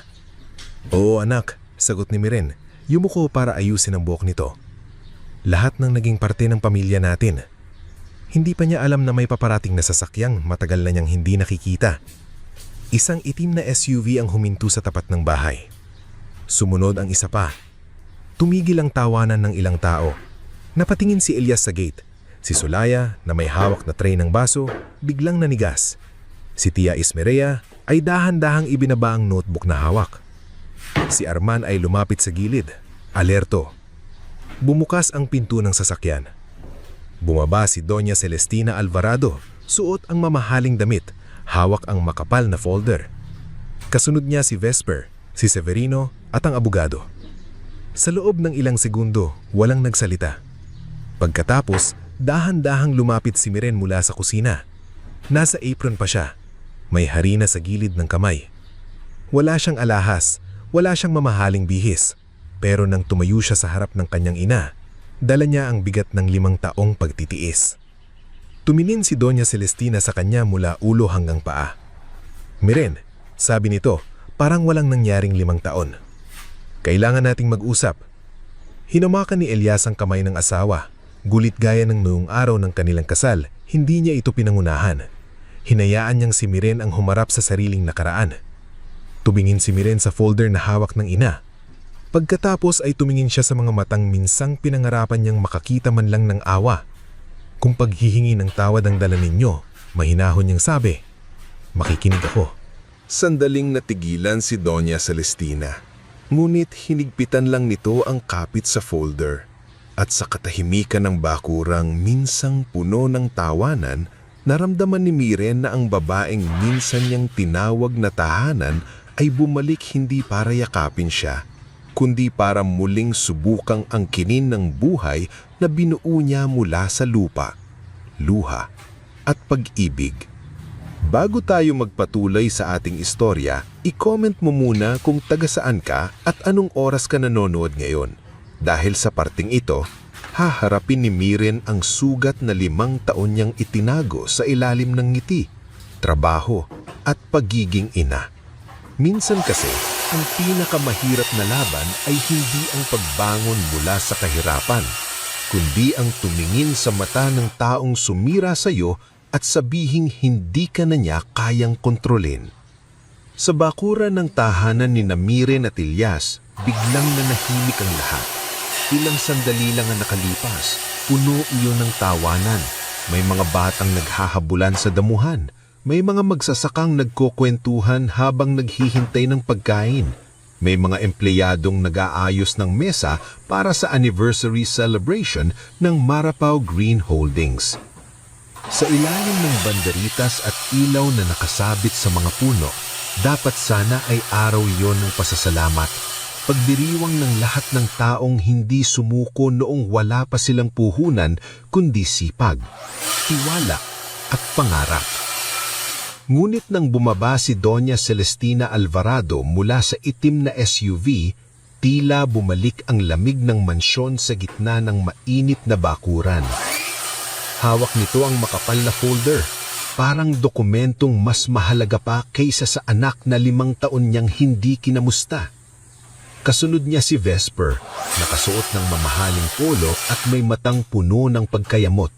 Si Severino Castañeda na pilit ang ngiti habang tila sinusukat ang buong paligid, at si Attorney Gualberto Nemes, isang lalaking may dalang leather briefcase at mukha ng taong sanay manakot gamit ang batas. Nakatayo si Miren sa harap nila. Suot pa rin ng simpleng apron. May bahid ng harina ang kamay niya dahil tumutulong siya kanina sa kusina. Wala siyang mamahaling alahas, walang kasamang bodyguard, walang kahit anong palamuti ng bilyonaryang negosyante. Pero sa katahimikan ng kanyang mukha, naroon ang dangal na hindi nakita ng kanyang ina noong araw na pinili niya si Elias. Kung paghihingi po ng tawad ang dala ninyo, mahinahon niyang sinabi, makikinig ako. Sandaling kumurap si Doña Celestina na para bang hindi iyon ang inaasahan niyang marinig. Marahil inakala niyang yayakap si Miren, marahil inakala niyang iiyak ito, luluhod o magmamadaling sabihing, Mama, namiss ko kayo. Pero ang babaeng nasa harap niya ngayon ay hindi na ang dating anak na nanginginig sa bawat pagtaas ng boses niya. Hindi ako pumunta rito para gumawa ng drama. Sagot ni Doña Celestina, inayos ang hawak na folder. May kailangan tayong pag-usapan bilang pamilya. Bahagyang napailing si Sulaya sa gilid. Hawak pa rin ito ang tray ng baso, ngunit kitang-kita sa mukha niya ang pagpipigil. Ang Arman naman ay lumapit ng kaunti sa grupo ng mga empleyado, handang sumabat kung sakaling may gulong mangyari. Si Tia Ismeria ay tahimik na nakaupo sa isang bangko. Nakatingin kay Doña Celestina na para bang binabasa na nito ang tunay na laman ng pagdating ng matandang babae. Si Elias ay nakatayo sa tabi ni Miren.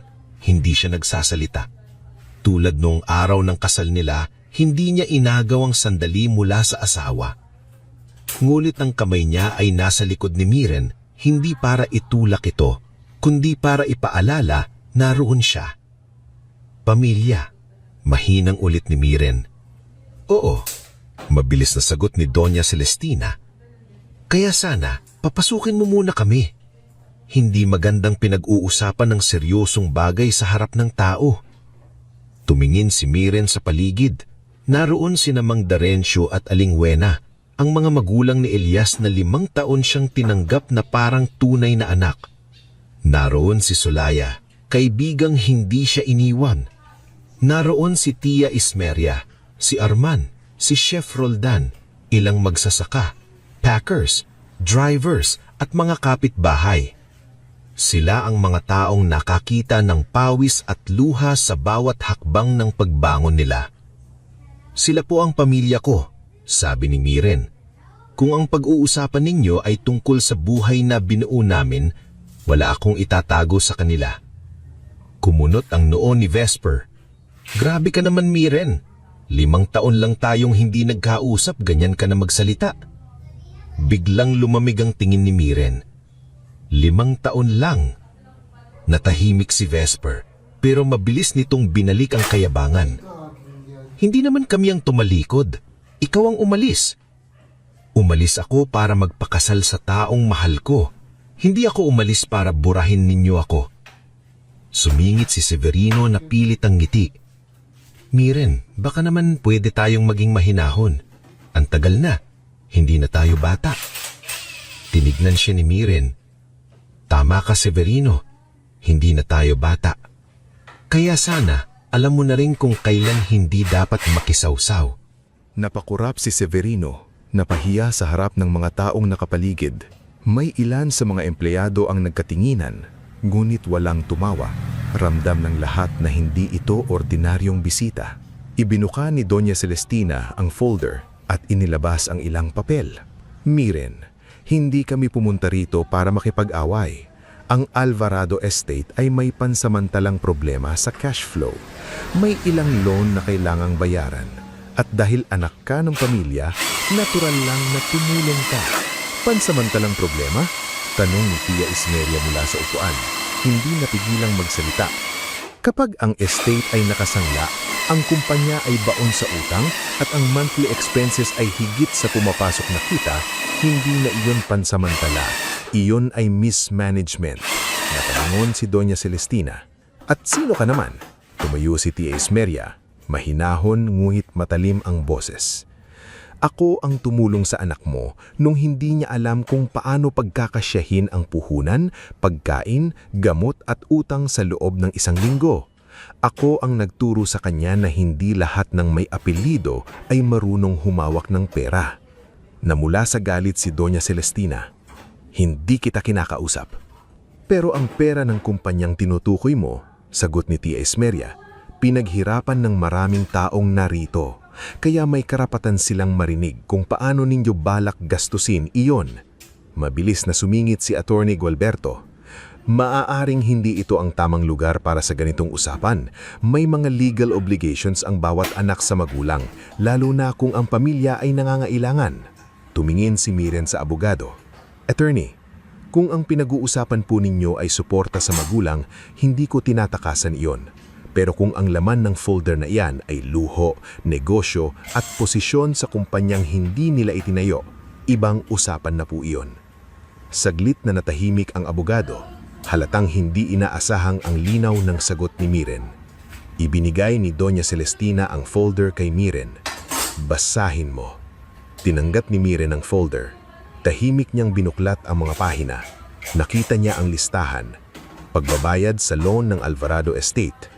Settlement sa bank obligations ng lumang kumpanya, renovation ng mansyon, bagong SUV para kay Vesper, monthly allowance para kay Doña Celestina, personal driver at staff para sa pamilya Alvarado, at board seat para sa pamilya Alvarado sa Marapao Green Holdings. Sa huling pahina, may nakasulat pang proposal na dapat gamitin ng Marapao Green Holdings ang Alvarado name sa ilang produkto para raw mas mataas ang market prestige. Nang mabasa iyon ni Miren, napangiti siya, hindi ng saya, kundi ng sakit na napagod ng masaktan. Ma, sabi niya, itinaas ang tingin mula sa papel. Sa 5 taon, ni isang beses hindi ninyo ako tinawagan. Nanatiling matigas ang mukha ni Doña Celestina. Nagkaroon din kami ng sariling problema.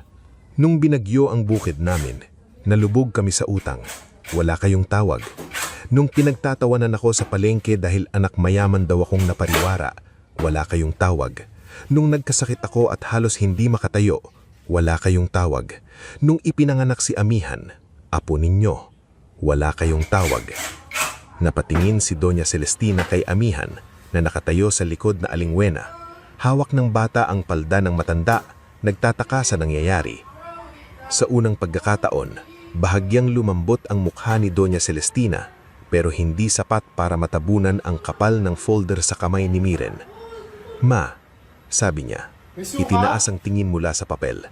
"Hindi ninyo alam kung ilang gabi akong umasa," sabi ni Miren. Nanginginig na ang boses ngunit hindi nawawala ang tatag. "Tuwing kaarawan ko, iniisip ko baka may mensahe. Tuwing Pasko, iniisip ko baka may sulat. Nung naging ina ako, inisip ko kahit doon, maalala niyo akong anak." Tahimik ang bakuran, pati mga batang naglalaro ay hindi na gumagalaw. Huminga nung malalim si Miren at ibinalik ang folder sa ina. "Pero hindi ninyo ako binalikan bilang anak," sabi niya. "Binalikan niyo ako bilang solusyon sa utang ninyo." "Miren, huwag kang bastos," matigas na sabi ni Doña Celestina. "Hindi po ako bastos," sagot ni Miren. "Na yun lang ako naging malinaw." Humakbang si Vesper. "Masyado ka nang yumabang, porke yumamang ang kumpanya nyo, nakalimutan mo na kung sino ka." Tumingin siya sa Elias, sa unang pagkakataon, nagsalita. Hindi niya nakalimutan kung sino siya. Kayo ang hindi kailanman nakakilala sa kanya. "Tumahimik ka," singaw ni Vesper. "Kung hindi dahil kay Miren, magsasaka ka pa rin ngayon na nakayapak sa putik." May ilang magsasaka ang napabuntong hingga. Si Mang Darencio ay napakuyom ang kamao, ngulit pinigilan siya ni Alingwena. Lumapit si Arman, hindi na napigilan. "Sir, nung nagsisimula kami, ako ang nagdi-deliver gamit ang sirang motor. Si Sir Elias ang nagbubuhat ng gulay. Si Ma'am Miren ang nagdidikit ng label hanggang madaling araw. Wala kaming nakitang Alvarado sa putik." Tumingin siya kanya ng mapagmata. "At ikaw? Driver ka lang, hindi ka kasali sa usapan." "Logistics director na siya ngayon," mahinahon sabi ni Miren. "At kahit noong driver pa siya, mas malaki ang ambag niya sa buhay ko kaysa sa inambag mong pangungutya." Napaatras si Vesper sa hiya at galit. Si Solaya naman ay lumapit din. "Kung iniisip ninyo na ang apelidong Alvarado ang nagpatayo ng kumpanyang ito, nagkakamali kayo. Si Miren ang gumawa ng unang branding. Siya ang kumausap sa unang customers. Siya ang nagtiis na tawaran, pagtawanan at maliitin sa palengke. Hindi ninyo siya kilala bilang negosyante dahil hindi ninyo siya pinanood habang nagiging ganito." "Enough," sabi ni Doña Celestina, nanginginig na sa galit. "Hindi ako pupunta rito para insultuhin ang mga taong hindi ko kilala. Pero pumunta po kayo rito para manghingi sa mga taong hindi ninyo kinilala," sagot ni Miren. Parang sinampal si Doña Celestina sa sagot na iyon. Bigla siyang namutla, hindi dahil sigaw ang narinig niya, kundi dahil ang bawat salita ni Miren ay totoo. Pinilit ni Severino na bawiin ang sitwasyon. "Miren, baka pwede namang pag-usapan ng maayos. Hindi rin naman sigurong masama kung may Alvarado representation sa board. Mas makakatulong yun sa image ninyo." "Image?" tanong ni Elias. "Oo," sagot ni Severino. "Aminin natin, kahit lumaki kayo, iba pa rin ang dating kapag may old family name sa likod." Dahan-dahang lumapit si Elias sa mesa kung saan nakalagay ang ilang produkto ng Marapao Green Holdings. Kinuha niya ang isang bote ng suka. Ang label ay may simpleng logo ng dahon at ugat. "Ang produktong ito," sabi ni Elias, "galing sa tubo ni Mang Lando at Aling Perla. Ang sili, galing sa sakahan ni Junabel at Cardo. Ang bote, nilinis ng packaging team ni Melesha. Ang delivery, inayos ng grupo ni Arman. Ang unang customer, pinakilala ni Chef Roldan. Ang training, pinangunahan ni Solaya. Ang records, inayos ni Tia Ismeria. Ang plano, pinagpuyatan namin ni Miren." Tumingin siya kay Severino. Pagkatapos kay Vesper at Doña Celestina. Sabihin ninyo sa akin, dagdag ni Elias, saang parte roon pumasok ang apelido ninyo? Walang nakasagot. Naramdaman ni Miren ang bigat ng sandali. Hindi niya gustong ipahiya ang ina sa harap ng maraming tao, ngulit kung hahayaan niya itong manalo sa katahimikan, muli niyang ipagkakanulo ang sarili. Kinuha ulit niya ang folder at isinara. "Ma," sabi niya, "mas mahinahon na gayon. Hindi ako bangko na babalikan ninyo kapag ubos na ang yaman ninyo. Anak ako na 5 taon ninyong hindi kinamusta." Napapikit si Don Florencio na tahimik palang bumaba mula sa ikalawang sasakyan at nasa likod ng grupo. Hindi agad siya napansin ng lahat dahil hindi siya nagsalita mula nang dumating. Ngulit nang narinig niya ang salitang iyon, tila may bumagsak na mabigat sa dibdib niya. Nakita siya ni Miren. "Papa," mahina niyang sabi. Lumapit si Don Florencio, mabagal ang hakbang. Mas payat na siya kaysa sa huling pagkikita nila. May lungkot sa mukha, may panghihinayang sa bawat guhit ng mata. "Miren," sabi niya, halos pabulong, "patawarin mo ko." Napuno ng luha ang mata ni Miren, ngunit nanatili siyang nakatayo. 5 taon po, Papa." Tumanggo ang ama. "Alam ko, at walang dahilan na sapat para doon." Napalingon si Doña Celestina sa asawa. "Florencio, huwag ngayon." "Ngayon," sagot ni Don Florencio. Sa unang pagkakataon ay malinaw ang boses. "Ngayon ko sasabihin, dahil matagal na akong naging duwag." Natahimik ang lahat. Lumapit si Don Florencio kay Elias. "Patawarin mo rin ako. Noong araw ng kasal ninyo, dapat ipinagtanggol kita. Dapat ipinagtanggol ko kayong dalawa." Hindi alam ni Elias ano ang sasabihin. Sa huli, tumanggol lang siya. "Ang mahalaga po, nandito kayo ngayon." Ngulit hindi matanggap ito ni Doña Celestina. "Nakakahiya ka, Florencio. Sa harap ng mga taong ito, kakampihan mo sila laban sa sariling pamilya?" Tumingin si Don Florencio sa asawa. "Sila ang pamilya natin. Ikaw ang matagal nang nakalimot." Napumutla si Doña Celestina. Si Vesper ay parang batang nawala ng kampi. Muling humarap si Miren sa ina. "Hindi ko kayo itataboy gaya ng ginawa ninyo sa akin, pero may hangganan ng pagtutulong ko." Humigpit ang hawak ni Doña Celestina sa folder. "Anong ibig mong sabihin? Kung may kailangan si Papa sa gamot, check-up o pangangalaga, tutulungan ko siya. Kung kailangan ninyo ng maayos na financial restructuring ng estate para hindi tuluyang bumagsak, maaari kong ipakilala kayo sa tamang consultant. Pero hindi ko babayaran ang luho ninyo. Hindi ako bibili ng bagong sasakyan para kay Vesper. Hindi ko ire-renovate ang mansyon para may maipagmayabang kayo. At walang board seat na ibibigay sa taong wala namang ambag sa kumpanya." Sumabog ang galit ni Vesper. "Kapatid mo ko?" "Oo," sagot ni Miren. "At bilang kapatid, bibigyan kita ng patas na pagkakataon. Kung gusto mong matuto, pwede kang mag-apply sa entry-level management training program. Dadaan ka sa parehong proseso ng lahat. Walang special na pinto lamang dahil sa dugo." "Entry-level?" Halos mapasigaw si Vesper. "Ako? Sa kumpanyang itinayo ng asawa mong magsasaka?" Tahimik na tumingin sa kanya si Miren. Mas mabuti nang magsimula sa ibabaw kaysa manatili sa taas na wala namang kinatatayuan. May ilang nakayuko upang itago ang reaksyon, ngulit walang nangahas tumawa. Si Doña Celestina ay nanginginig na sa kahihiyan at galit. "Hindi ka na talaga marunong rumispeto." "Marunong po," sagot ni Miren. "Kaya nga hindi ko kayo sinisigawan. Pero ang respeto ay hindi ibig sabihin papayag akong tapakan ninyo ulit ako." Tumingin si Doña Celestina kay amihan. "At ang batang iyan? Apo ko siya. May karapatan akong makilala siya." Lumapit si Miren kay amihan at marahang hinawakan ang balikat ng anak. "May pagkakataon po kayong makilala siya kapag kaya na ninyong igalang ang kanyang ama, ang kanyang lola at lolo rito at ang buhay na mayroon kami. Hindi ko hahayaang lumaki ang anak ko sa parehong takot na pinagdaanan ko." Nabigla si Doña Celestina. Parang ngayon lang niya nauunawaan na hindi na niya hawak ang lahat. "Kung tunay po kayong gusting bumalik, Dagdag ni Miren. Magsisimula tayo sa paghihingi ng tawad, hindi sa listahan. Ilang segundo silang nagkatitigan. Sa mga mata ni Doña Celestina, naglaban ang pride at takot. Ngunit sa huli, pride pa rin ang nanaig. Halika na, Vesper. Wala tayong mapapala rito.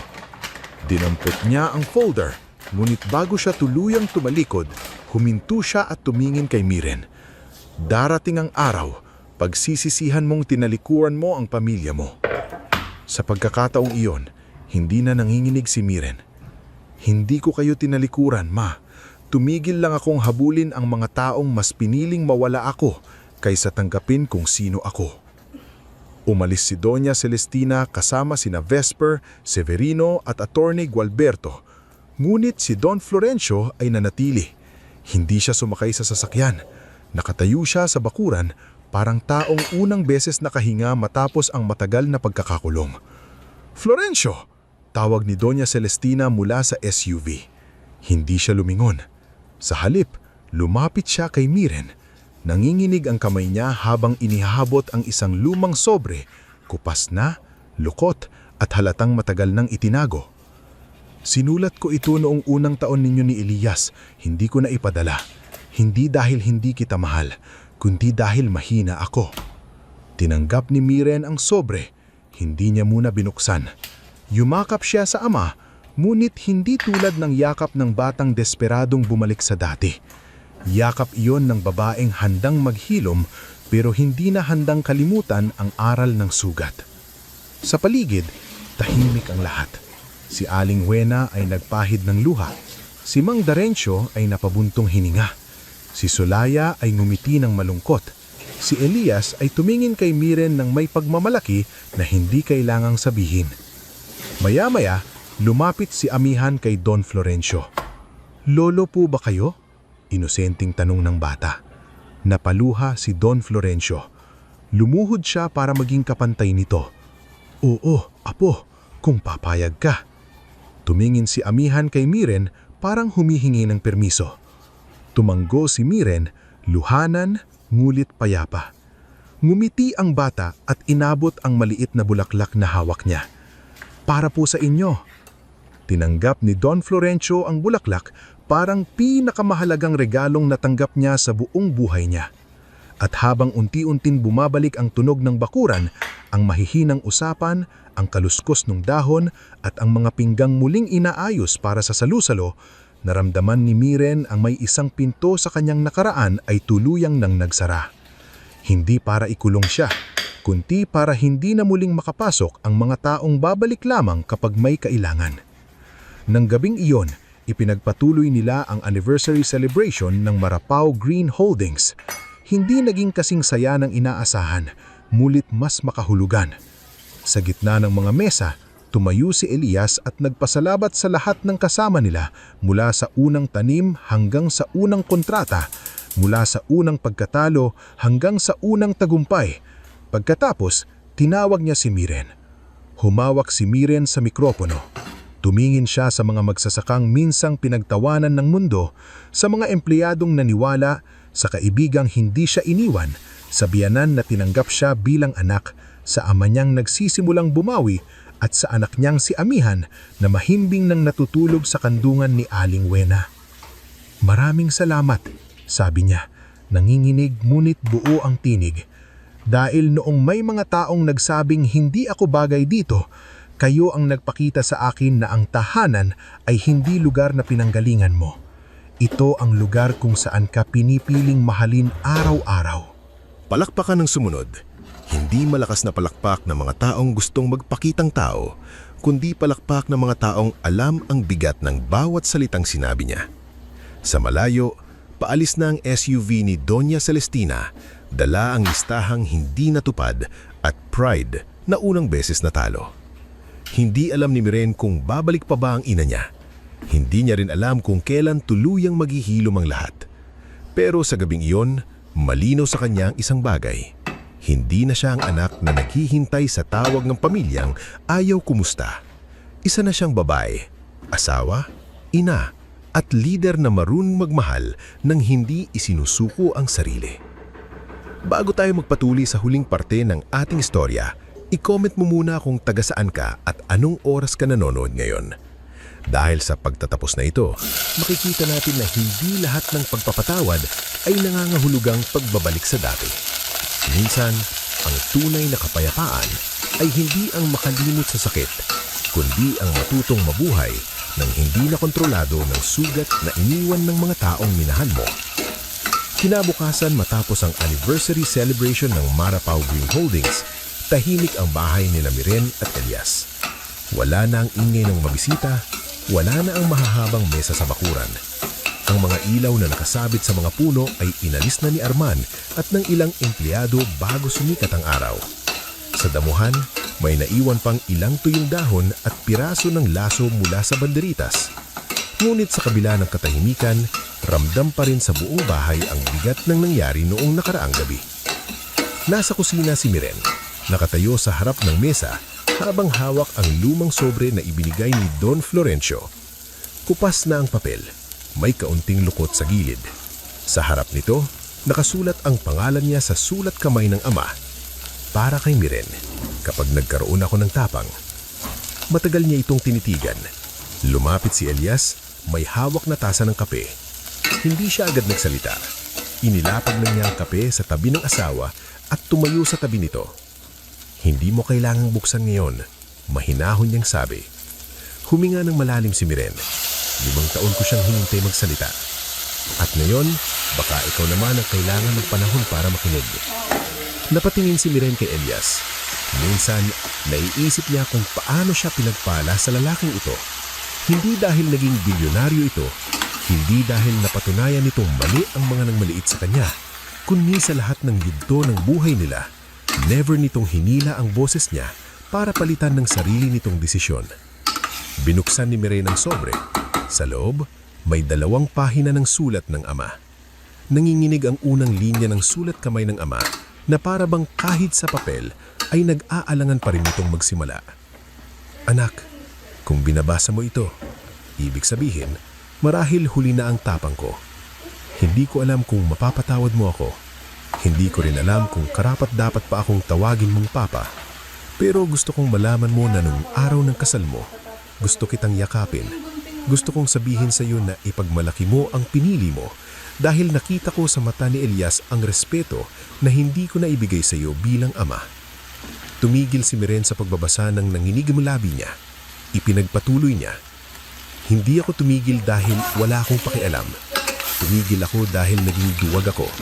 At minsan, ang duwag na magulang ay mas nakakasugat kaysa sa galit na magulang. Dahil ang galit, naririnig. Ang katahimikan, paulit-ulit mong hinuhulaan. Patawarin mo ako sa bawat kaarawan na wala akong tawag, sa bawat Pasko na hinayaan kong wala kang sulat, sa araw na isinilang si Amihan at hindi ako naglakas ng loob na alamin kong ligtas ka. Napaupo si Miren. Hindi niya napigilang umiyak.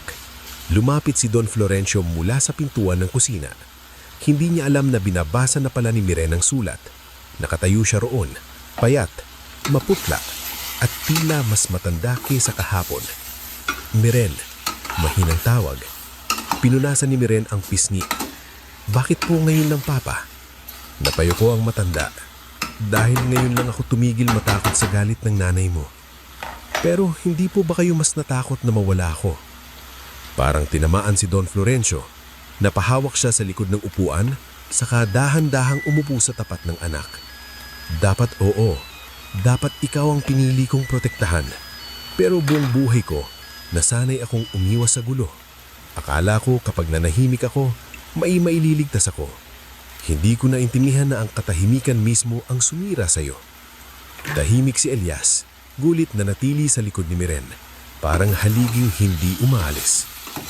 Hindi po ako alam kung kaya ko pong patawarin kayo ng buo, sabi ni Miren.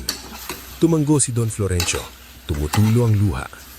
Hindi kita mamadaliin.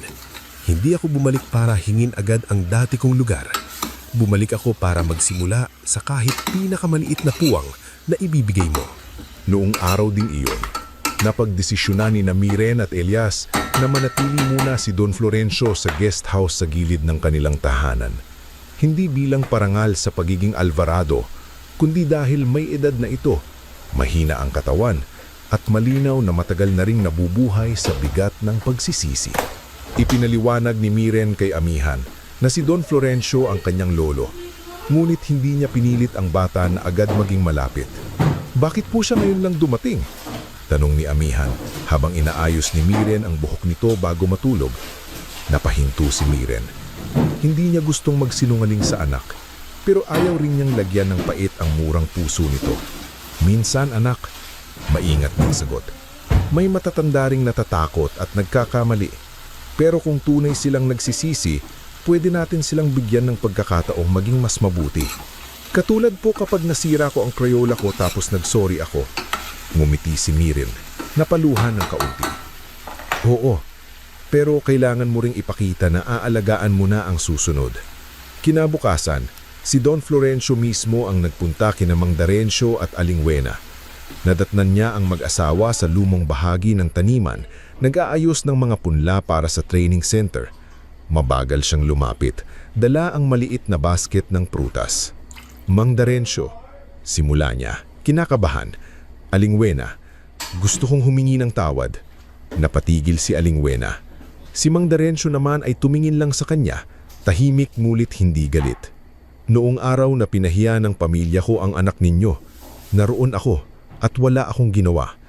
Hindi ko kayang burahin iyon, pero gusto kong sabihin na mali kami, mali ako. Matagal na katahimikan ng sumunod. Sa huli, si Mang Darencio ang unang nagsalita. Hindi kami ang unang dapat mong hingian ng tawad, pero salamat at sinabi mo. Ang anak namin, dagdag ni Aling Wena, tinutukoy si Elias. Hindi man lumaki sa yaman, lumaki sa respeto.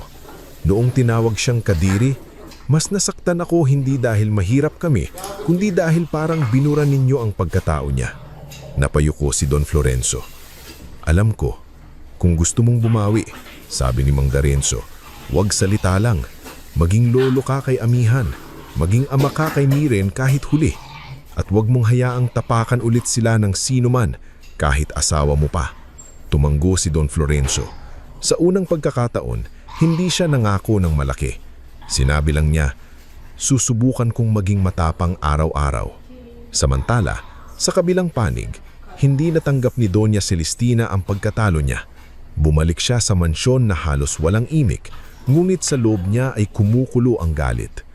Para sa kanya, ipinahiya siya ni Miren, ipinahiya siya ni Florencio, at higit sa lahat, ipinahiya siya ng katotohanang hindi na siya kailangan ng anak niya.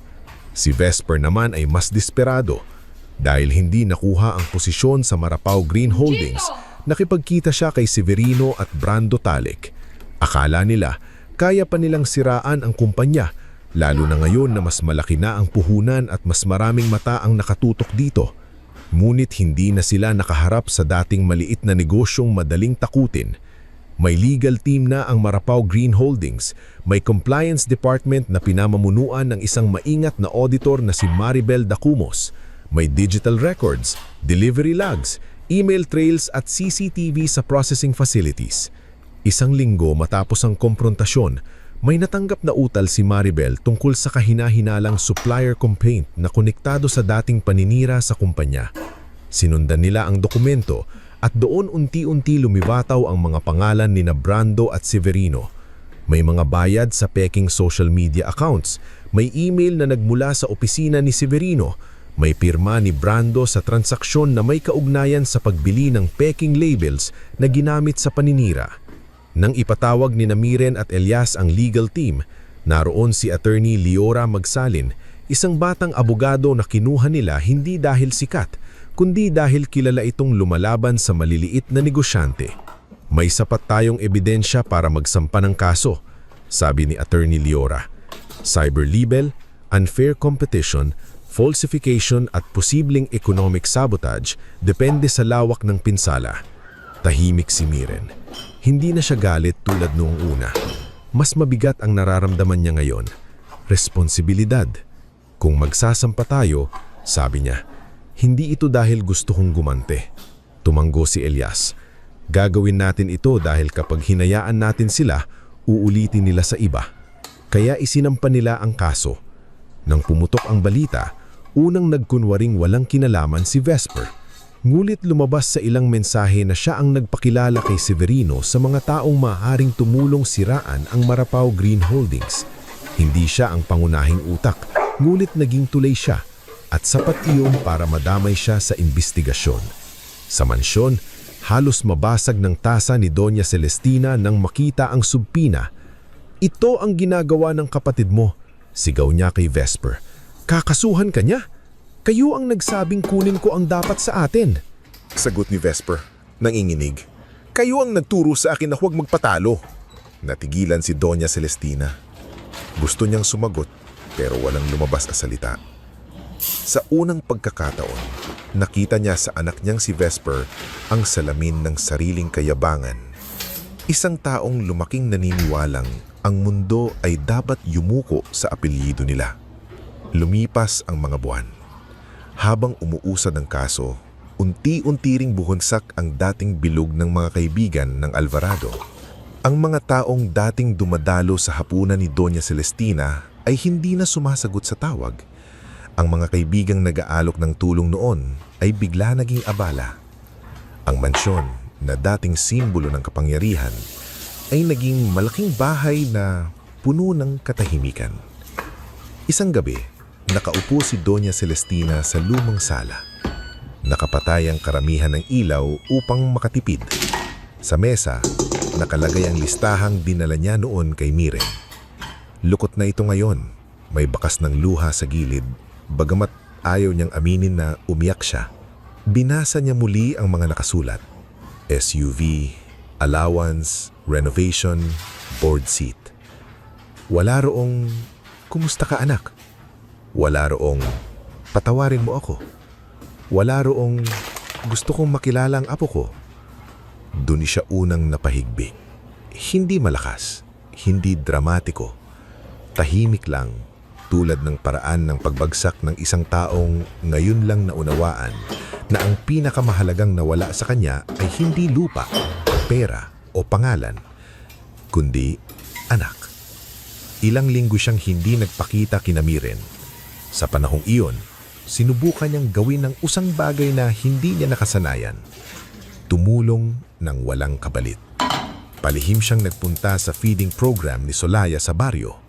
Sa una, ayaw siyang papasukin ng ilang volunteer dahil kilala ang pangalan niya. Ngunit sinabi ni Solaya, kung tutulong siya, hayaan natin. Pero dito, walang donya. Lahat nagbubuhat. Kaya sa unang pagkakataon, si Doña Celestina Alvarado ay nagbalat ng saging, naghugas ng plato at nag-abot ng pagkain sa mga batang hindi alam kung sino siya. Sa una, halata ang pakailang niya. Ngulit nang may isang batang nagsabing, "Salamat po, Lola." Napatigil siya. Hindi siya tinawag na Donya. Hindi siya kinatatakutan. Pinasalamatan lang siya. At kakaiba iyon sa pakiramdam.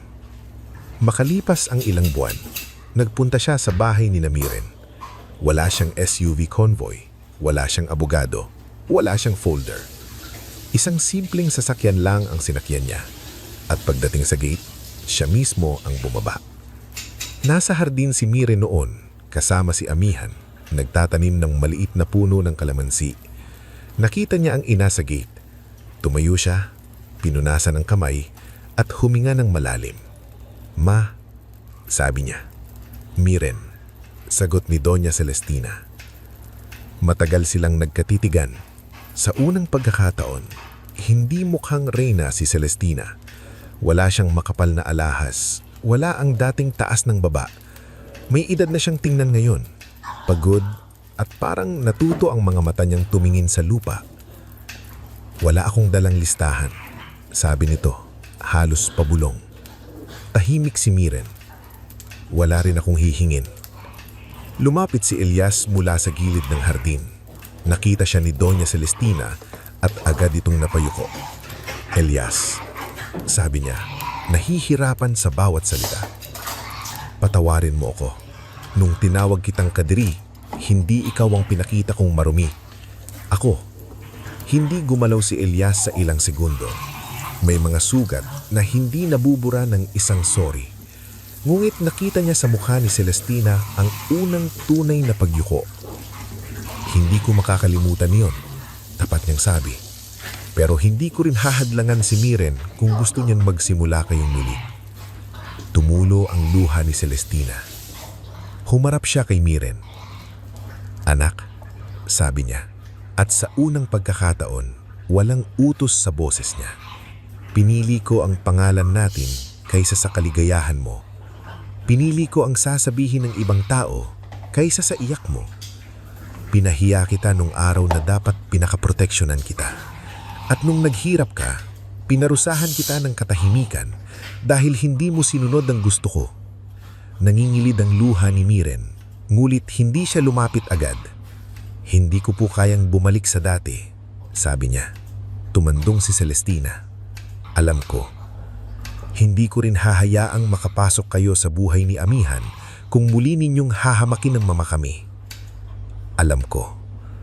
At hindi porket humingi kayo ng tawad ngayon ay mabubura na ang 5 taon. Napapikit si Celestina. Alam ko.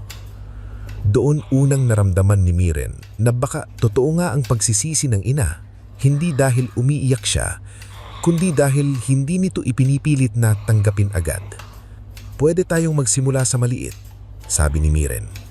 Dumalaw kayo kung magpapaalam. Kausapin niyo kami ng may respeto. Huwag kayong mag-uutos, huwag kayong mangmamaliit, at kapag sinabi kong hindi, igagalang ninyo. Tumandong si Celestina habang umiiyak. Susubukan ko. Lumapit si Amihan, hawak ang maliit na punla ng kalamansi. Lola ba kayo ni Mama?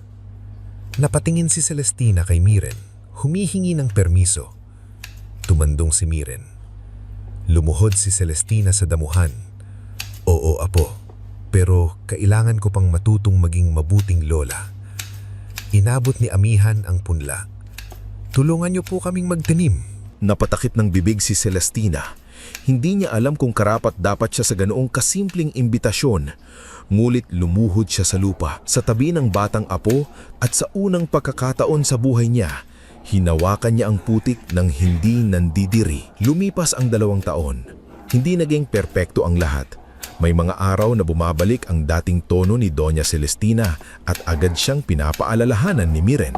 May mga araw na nahihirapan si Miren na huwag maalala ang sinabi ng ina sa kapilya. May mga gabing umiiyak pa rin si Don Florenzo sa pagsisisi sa mga taong nasayang. Ngulit ang mahalaga, hindi na nila itinago ang totoo. Si Vesper ay humarap sa korte. Hindi man siya nakulong ng matagal gaya ni Severino at Brando na napatunayang mas malalim ang papel sa pananabutahe, nahatulan siyang magbayad ng danyos at gumawa ng community service sa agricultural training programs. Sa una, labis ang hiya niya. Ngulit nang makita niya kung paano nagtatrabaho ang mga magsasaka, unti-unti niyang naunawaan ang mundong matagal niyang minamata. Hindi siya agad naging mabait. Hindi siya biglang nagbago na parang himala. Pero natutuhan niyang manahimik kapag wala siyang respeto na maibibigay. Si Severino at Brando naman ay tuluyang nawala sa mundo ng negosyo. Ang reputasyong matagal nilang ginamit bilang sandata ay sila rin ang binalikan. Hindi na kailangan ni Miren na gumanti. Ang katotohanan mismo ang gumawa noon. Samantala, ang Marapaw Green Holdings ay lumago pa, ngulit hindi nawala ang ugat nito. Nagkaroon sila ng training hubs sa 3 probinsya.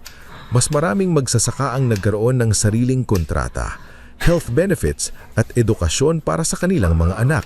Si Arman ay nakapagpatayo ng maliit na bahay para sa ina. Si Solaya naman ay nagbukas ng scholarship program para sa mga batang anak ng magsasaka. Si Tia Ismeria naman, kahit madalas nang sumakit ang tuhod, patuloy pa rin nagbabantay sa financial reports at laging may paalala. Huwag magpakalunod sa laki. Ang punong mataas, sa ugat pa rin kumakapit. Isang maliwanag na umaga, muling nagtipon ang lahat sa bukid kung saan nagsimula ang lahat. Hindi na iyon ang dating putikang halos walang pag-asa. Malawak na ang taniman, maayos ang irrigation, may training hall sa gilid at may mga batang tumatakbo sa pagitan ng mga punla. Nakatayo si Miren sa gitna ng bukid, kasama si Elias. Si Amihan, 7 taong gulang na ngayon, ay tumatakbo hawak ang kamay ni Don Florencio. habang si Doña Celestina naman ay nakaupo sa lilim, tumutulong kay Aling Wena magbalot ng pagkain para sa mga bisita. Hindi sila perpektong pamilya, ngulit hindi na sila pamilya ng takot. Lumapit si Elias kay Miren at hinawakan ng kamay niya. Naalala mo noong unang araw mo sa bahay natin? Sabi mo, matututuhan mong mahalin ang lugar na iyon. Ngumiti si Miren habang nakatingin sa palayan. Minahal ko nga, pinagsisisihan mo ba? Tanong ni Elias, bagamat alam niya ang sagot. Tumingin si Miren sa kanya. Sa lalaking minsang tinawag na Kadiri. Sa lalaking hindi nag-olok ng mansyon pero nagbigay ng tahanan. Sa lalaking kasama niyang bumuo ng buhay mula sa sugat at lupa. Hindi. Sagot niya. Hindi. Kahit isang araw. Hindi. Sa di kalayuan, lumapit si Doña Celestina. Hawak niya ang maliit na basket ng kalamansi mula sa punong tinanim nila ni Amihan 2 taon na ang nakalipas. Miren, sabi niya, pwede ba kitang makausap? Tumanggo si Miren, inabot ni Celestina ang basket. Unang bunga. Kinuha ito ni Miren. Simple lang ang regalo, walang presyo, walang kapalit. At marahil dahil doon, naging mas mahalaga ito kaysa sa kahit anong alahas na natanggap niya noon. Salamat ma. Sabi niya, hindi na humingi ng yakap si Celestina. Hindi na rin siya nagtanong kung napatawad na siya ng buo. Tumayo lang siya roon. Sapat na sa kanya na tinanggap ni Miren ang basket. Ilang sandali pa, tinawag sila ni Amihan. Mama, Papa, tingnan niyo po. Tumakbo ang bata sa gitna ng hanay lang mga punla. Hawak ang maliit na watawag ng Marapaw Green Holdings na may guhit na dahon at ugat. Nagtawanan ng lahat habang hinahabol siya ni Don Florencio. Kunwari ay hindi na kayang tumakbo kahit nakangiti. Pinanood ni Miren ang eksena. Ang ama niyang bumabawi, ang inang natututong yumuko, ang asawa niyang nanatiling matatag, ang anak niyang lumalaki sa mundong may hangganan, respeto at pagmamahal, ang mga kaibigang naging pamilya, ang bukid na dating ginamit para hamakin sila, ngayon ay naging simbolo ng dangal. Huminga si Miren ng malalim. Naalala niya ang kapilya, ang sigaw ng kanyang ina, ang salitang Kadiri, ang 5 taon ng walang tawag, ang mga gabi ng gutom, lagnat at pagod, ang unang bote ng suka, ang unang delivery ni Arman, ang unang kontrata, ang pagdating ng folder, ang sagot na nagpamutla sa taong minsang kinakatakutan niya. Lahat ng iyon ay hindi niya kailangang burahin. Dahil lahat ng iyon ang nagdala sa kanya rito. Sa gitna ng bukid, sa tabi ni Elias, marahan sinabi ni Miren, hindi ako nawala noong itinakwil nila ako. Napatingin si Elias sa kanya. Ngumiti si Miren habang tumutulo ang luha. Ngunit hindi na iyon luha ng sakit. Luha iyon ng babaeng natagpuan ng sarili matapos ang mahabang paglalakbay. Doon pala nagsimula ang buhay na para talaga sa akin. Hinawakan ni Elias ang kamay niya ng mas mahigpit. Sa harap nila, tumatakbo si Amihan sa ilalim ng araw at sa likod nila, naroon ang pamilyang hindi perpekto nguit natutong magmahal ng hindi nananakit. At sa wakas, hindi na hinahanap ni Miren ang tahanang minsang ipinagkait sa kanya. Dahil matagal na pala niya itong itinayo sa lupa, sa pawis, sa pag-ibig at sa tapang na piliin ng sarili.